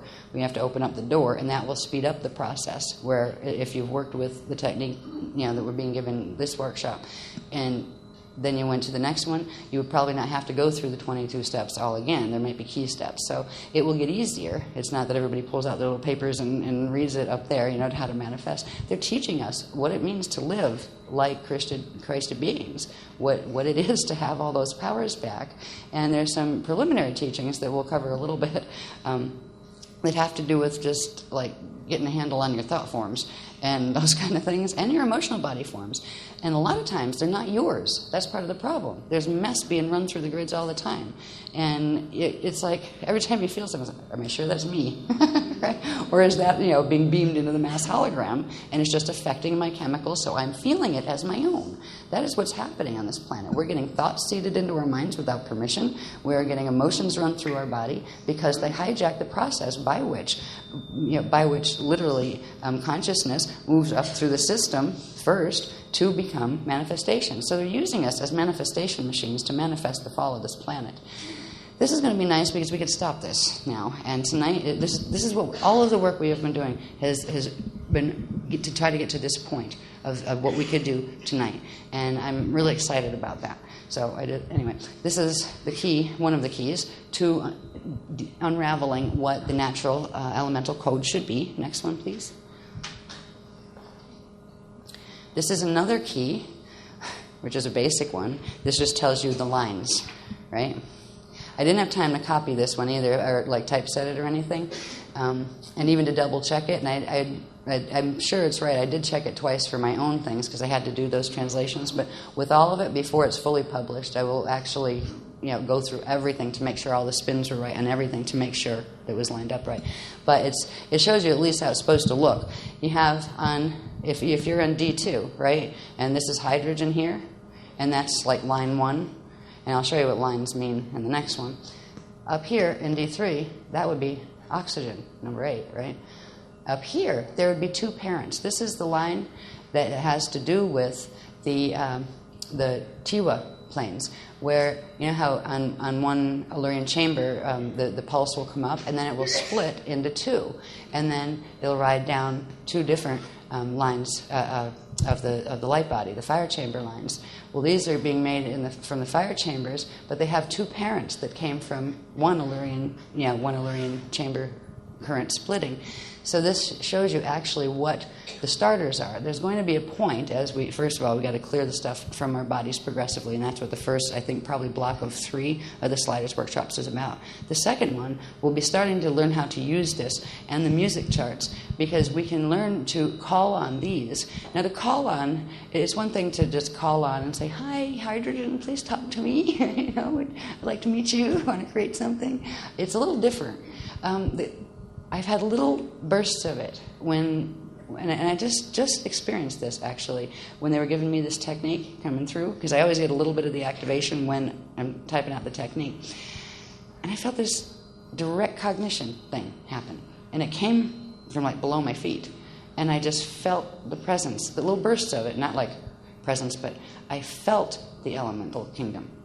Not little fairies running around. That's a different layer of planes. They're fine too. I like fairies, I have no problem. But this is different. This is literally feeling an at-one-ment where they don't feel a seam between their consciousness and yours, and you can hit that space where you don't either.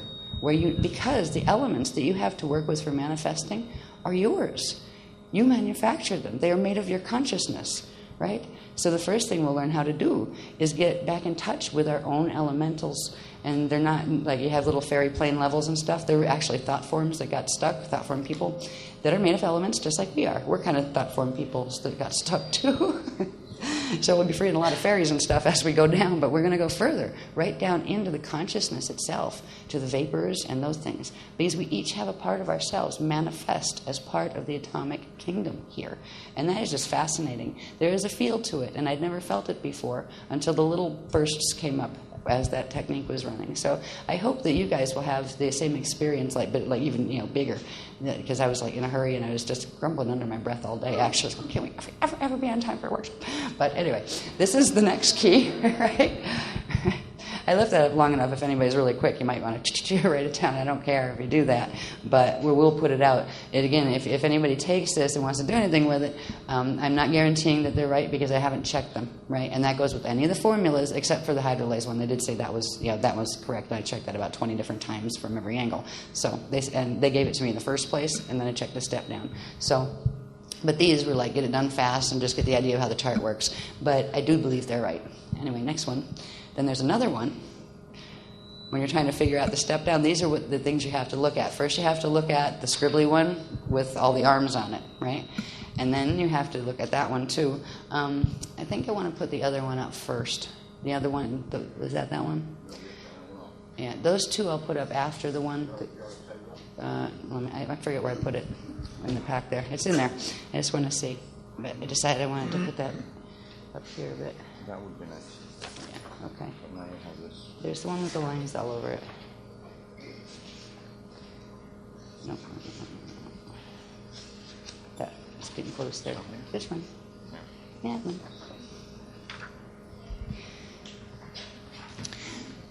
This. Can we see the bottom one, please? This is the main one. This is when it talks about what family line and what child number, right? This is the elemental chart. The elements run this way. Then each one of these represents one of the vertical Illyrian chambers, and each one of these represents, you could turn each one of those in a circle, and they'd be which circle level that was on. These are spanned lines here. You got the span, and you got the Illyrian chamber line. And each of the elements, 144 elements, would fit on there. And elements are put on there, of course, by their proton numbers, which are their atomic number. There's also, for each of these, there would be sets of notes that went with each of them. There would be specific codes. These are a few of the actually alphabet letters that are of the elemental kingdom. I don't know their tones yet, but just like letters here have sounds, and you put them together, and you make words and sentences and carry meaning, right? Same thing with these. The scary thing is, words here do the same thing.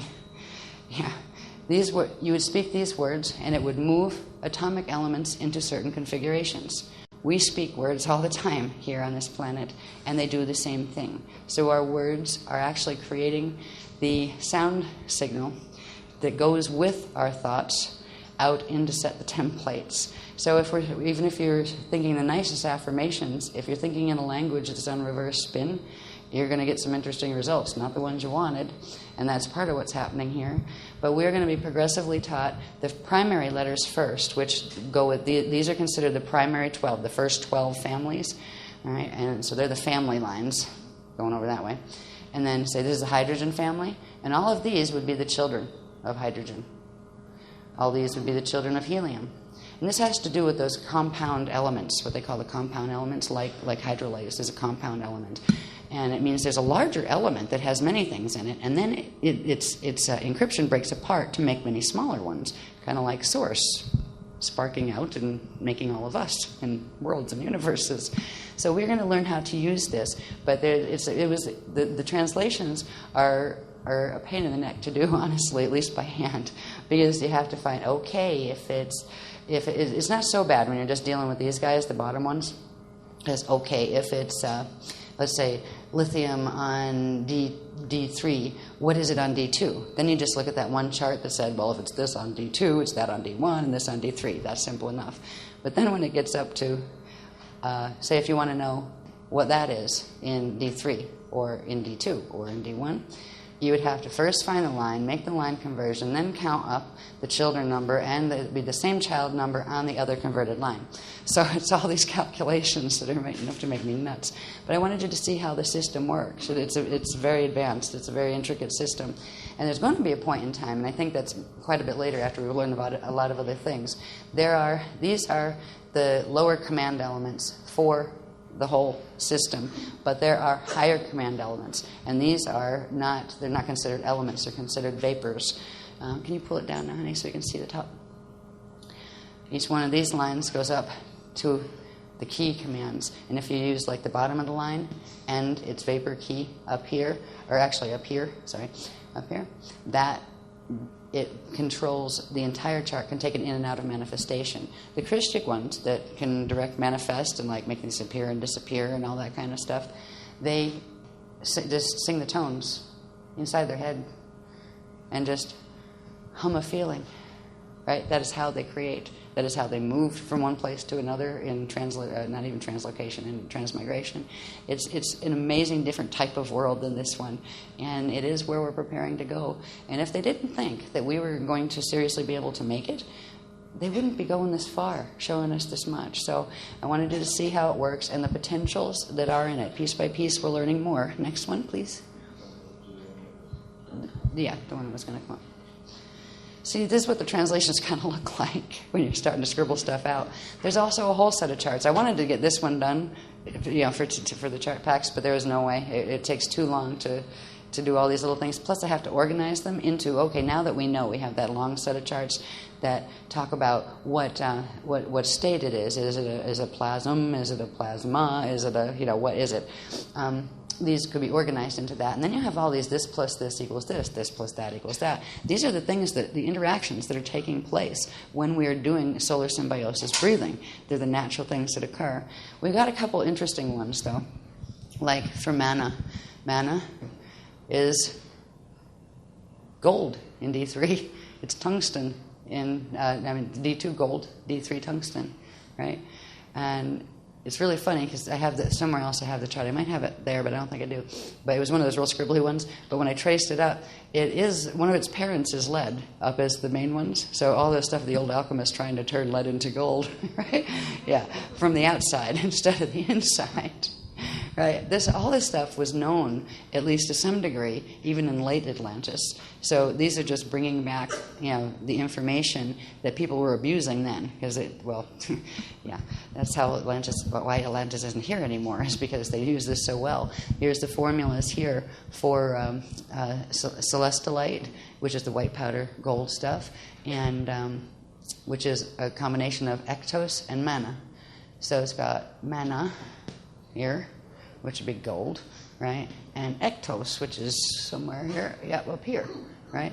So you would combine those and you have the formula for white powder gold, D2, D3. There's going to be a reason. We could take it down to D1, 2, but we just left it at D2, D3 to see the step down because as above, so below, so I have a feeling they want us to be familiar with the D3 level ones first. And there's something you can do with kind of sandwiching it. Use the codes for the top and the bottom to clear the middle, but I don't think we can do that yet. We have to just clear whatever the physical level of this is, because there's an activation in the Virginia Beach workshop that goes with this that opens that door on the physical level. And I think after that we might be able to play with the three sets of tones, because it would really create dimensions are structured with a bass tone, an overtone, and a resonant tone. The resonant tone is the middle one, and that's where the telluric system is. So they're going to teach us how all of these work in relation to music. Fortunately, we don't have to memorize all of them and that kind of thing. It's just to see what that all of that translation stuff comes down to this, where you can actually know what the organic structure is supposed to be of atomic structure, what is supposed to bond with what. The problem here right now is hydrolase you can't make it because the things won't bond together because it requires an adjugate, which in the natural process, there's a bit of atomic transfer between the Adore side of creation on the A10. We're on the E4 line, which comes down this way in the larger cosmic spirit body, and they're on the A10 line. And there's supposed to be a flow of energy between the two where they swap atoms a little bit here and there, and that allows for the whole process to take place where the energy exchanges. That is blocked here, so we get some really strange bonded elements that don't belong together. They're dead because they can't breathe, and these substances they can't be created outside. They can't be created in a laboratory. They're naturally occurring in a living being, or even like a living planet would create these, or a living flower would have their own natural versions of the celestes, I like to call them, because you have celestolite. There's also, I have it down the bottom, celestaline and celestalon, and they are those, what do they call them? Plasma? Yeah, plasms. They're plasms? Yeah, I don't know. I'm still trying to remember all of which state is which. But anyway, we are going to bring back the ability to manufacture these substances in our body naturally. And that is going to progressively give us progressive ability to heal our bodies more rapidly. And we have to be able to produce some degree of these naturally occurring elements in order to make a slide with the body. If you want to take this out, you can bilocate without too much of it, as far as getting yourself out and moving a part of your atomic structure. But you still got a jari that is stuck within the, that part of the spirit that's bound to the matter, or got turned into matter, actually. It's still bonded here, and to get that out, we have to begin to generate this, and we're going to have part of the thing we're doing tonight at the end, or this morning, at the end of the evening of this morning, we're going to be doing the technique that starts to bring in the process of being able to create celestalon, which is the mother element, and then you get celestaline and celestial light come out of that. So it is the beginning of opening the celestaline flows, which are the natural living water flows, both on the pre-water level, which would be in the pre-substances, and on the real water level. Once we have that, we can transmit that into water, and we can begin to heal water here. It starts small, because you have to build the quantum in your own fields.